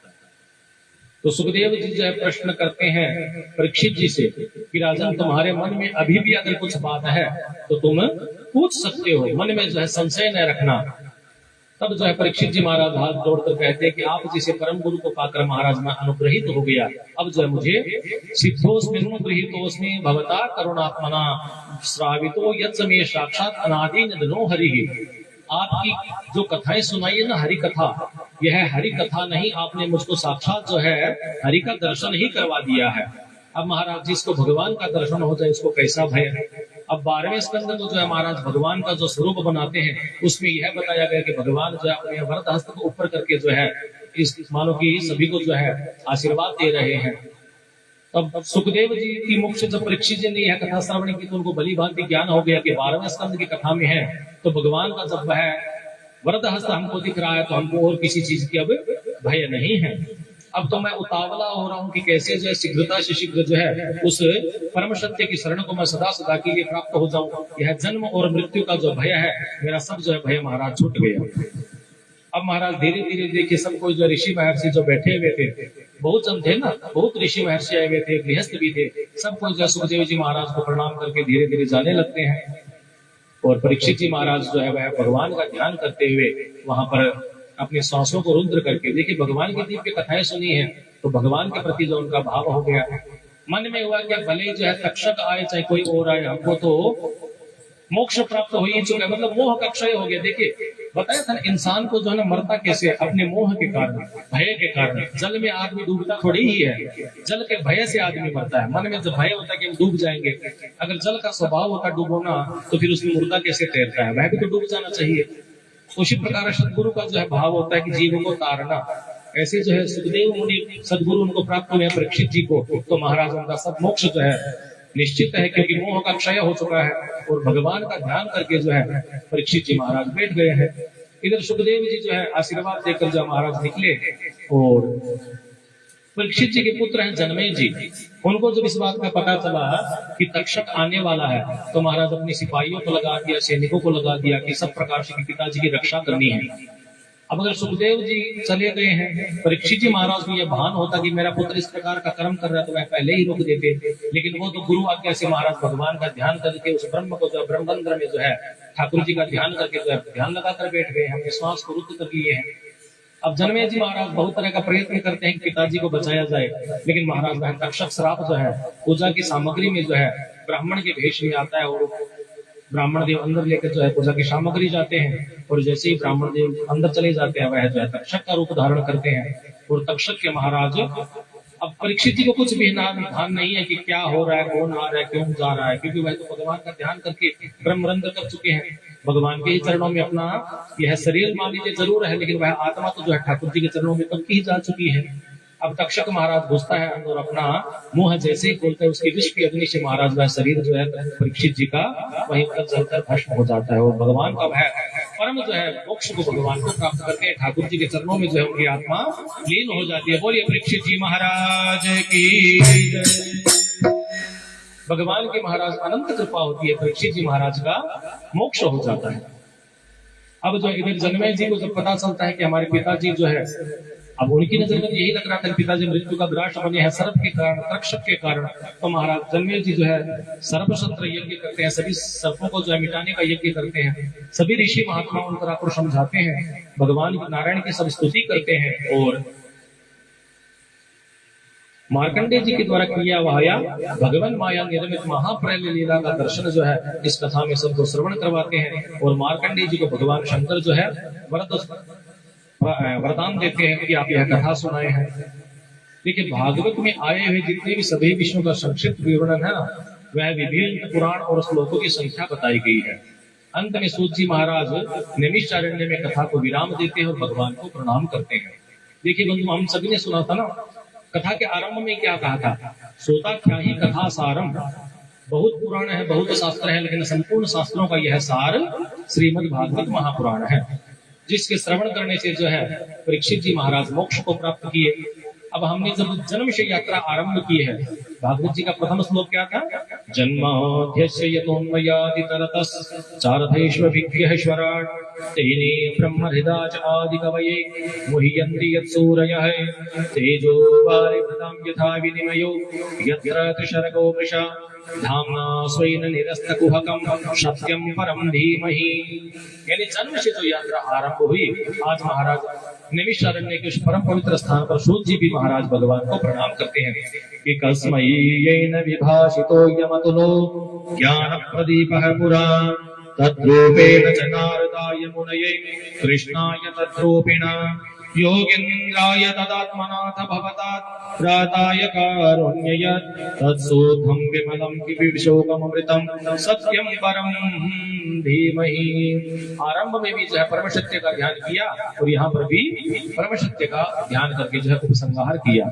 आगे के 4 श्लोकों में जो है महाराज एक में भगवान श्री कृष्ण को नमस्कार किए, एक में कथा सुनाने वाले सुखदेव जी को, एक में भक्ति की यातना और एक जो है भगवान के चरणों में जो है आश्रय, भगवान के चरणों में पुनः प्रार्थना की। आप सभी भी जो है भगवान का ध्यान करते हुए हम 4 श्लोकों का पाठ करते हैं और भगवान का ध्यान करते हैं। ओम नमस्तस्मै भगवते वासुदेवाय साक्षिणे य इदं कृपया तस्मै व्याचक्षसे मुमुक्षवे योगीन्द्राय नमस्तस्मै सुखाय ब्रह्मरूपिणे संसार सर्पद्रष्टं यो विष्णुरातमोचत भवे भवे यथा भक्तिः पादयोस्तव जायते तथा कुरुष्व देवेश नाथस्तव नोयतः प्रभो। अंतिम श्लोक, नाम संकीर्तनं यस्य सर्वपाप प्रणाशनं प्रणामो दुःख समनः तं नमामि हरिं परम्। जन्म से लेकर जो महाराज यात्रा आरंभ हुई वह समाप्त हुई परम पर, यानी परम पिता परमेश्वर। जन्म से जो यात्रा आरंभ हुई वह परमेश्वर के चरणों में आकर महाराज संपन्न हुई। जिसकी यात्रा जन्म से आरंभ हो और भगवान के चरणों में आकर जिसका विश्राम हो, उसका ही जन्म महाराज सिद्ध है, उसका ही जन्म सार्थक है। तो सुंदर महाराज परीक्षित जी का मोक्ष हुआ। भगवान की यह दिव्य कथा हम सबने श्रवण की। अंत में जो है भगवान का सभी कोई नाम संकीर्तन करते हैं और भागवत जी की महिमा गाते हैं। प्रेम भाव से जो हम सभी भी भगवान की दिव्य कथाओं का श्रवण किए हैं, अंत में जो है भगवान का नाम संकीर्तन हम सभी करते हैं, भगवान का दिव्य भजन हम लोग करते हैं।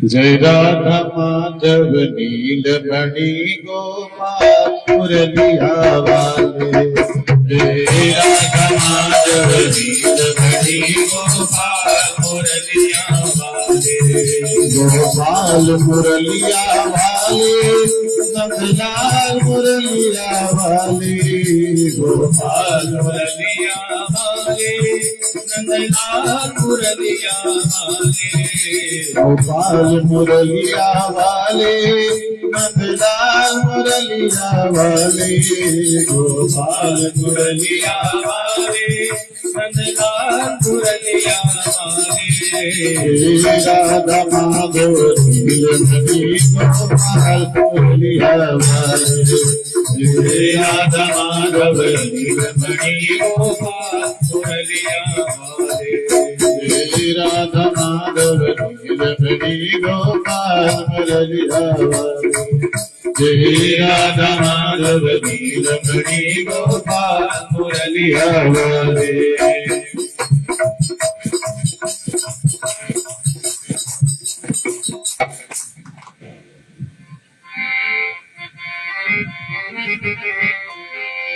किशोरी कुछ ऐसा इंतजाम हो जाए, किशोरी कुछ ऐसा इंतजाम हो जाए, किशोरी कुछ ऐसा इंतजाम हो जाए, किशोरी कुछ ऐसा इंतजाम हो जाए।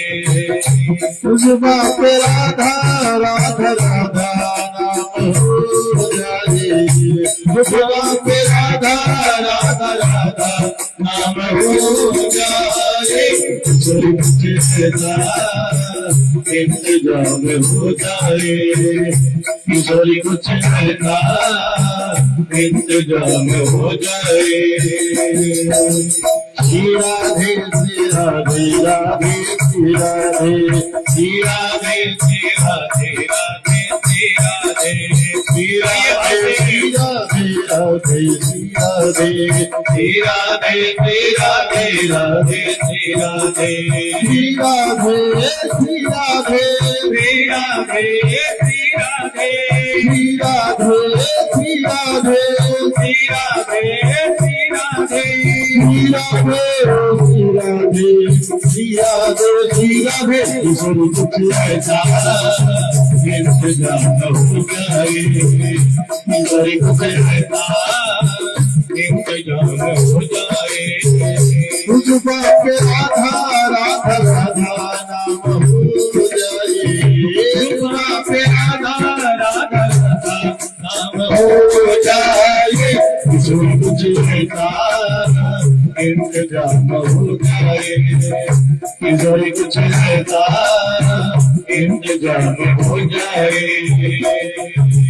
जब गिरते हुए मैंने तेरा नाम लिया है, जब गिरते हुए मैंने तेरा नाम लिया है, तेरे दिया के मुझे थाम लिया है, तेरे दिया के मुझे थाम लिया है, किशोरी कुछ ऐसा इंतजाम हो जाए, किशोरी कुछ ऐसा इंतजाम हो जाए।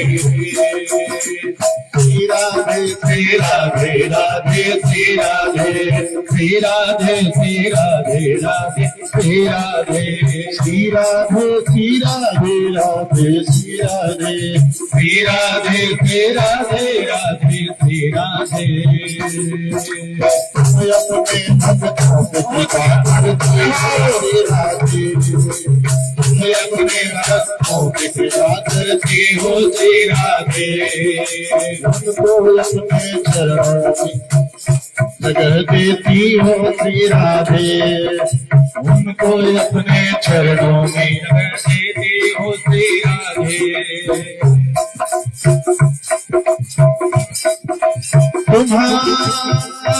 तुम्हारे चरणों में भी मेरा, तुम्हारे चरणों में भी मेरा नाम हो जाए, किशोरी कुछ ऐसा इंतजाम हो जाए, किशोरी कुछ ऐसा इंतजाम हो जाए।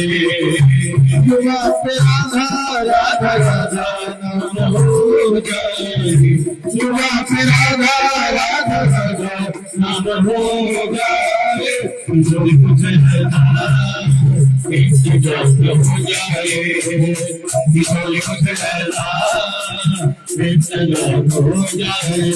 श्री राधे श्री राधे राधे श्री राधे, श्री राधे श्री राधे राधे श्री राधे, श्री राधे श्री राधे राधे श्री राधे, श्री राधे श्री राधे राधे श्री राधे, श्री राधे श्री राधे श्री राधे श्री राधे, श्री राधे श्री राधे श्री राधे श्री राधे, श्री राधे श्री राधे श्री राधे श्री राधे कुछ ऐसा इंतजाम हो जाए कुछ ऐसा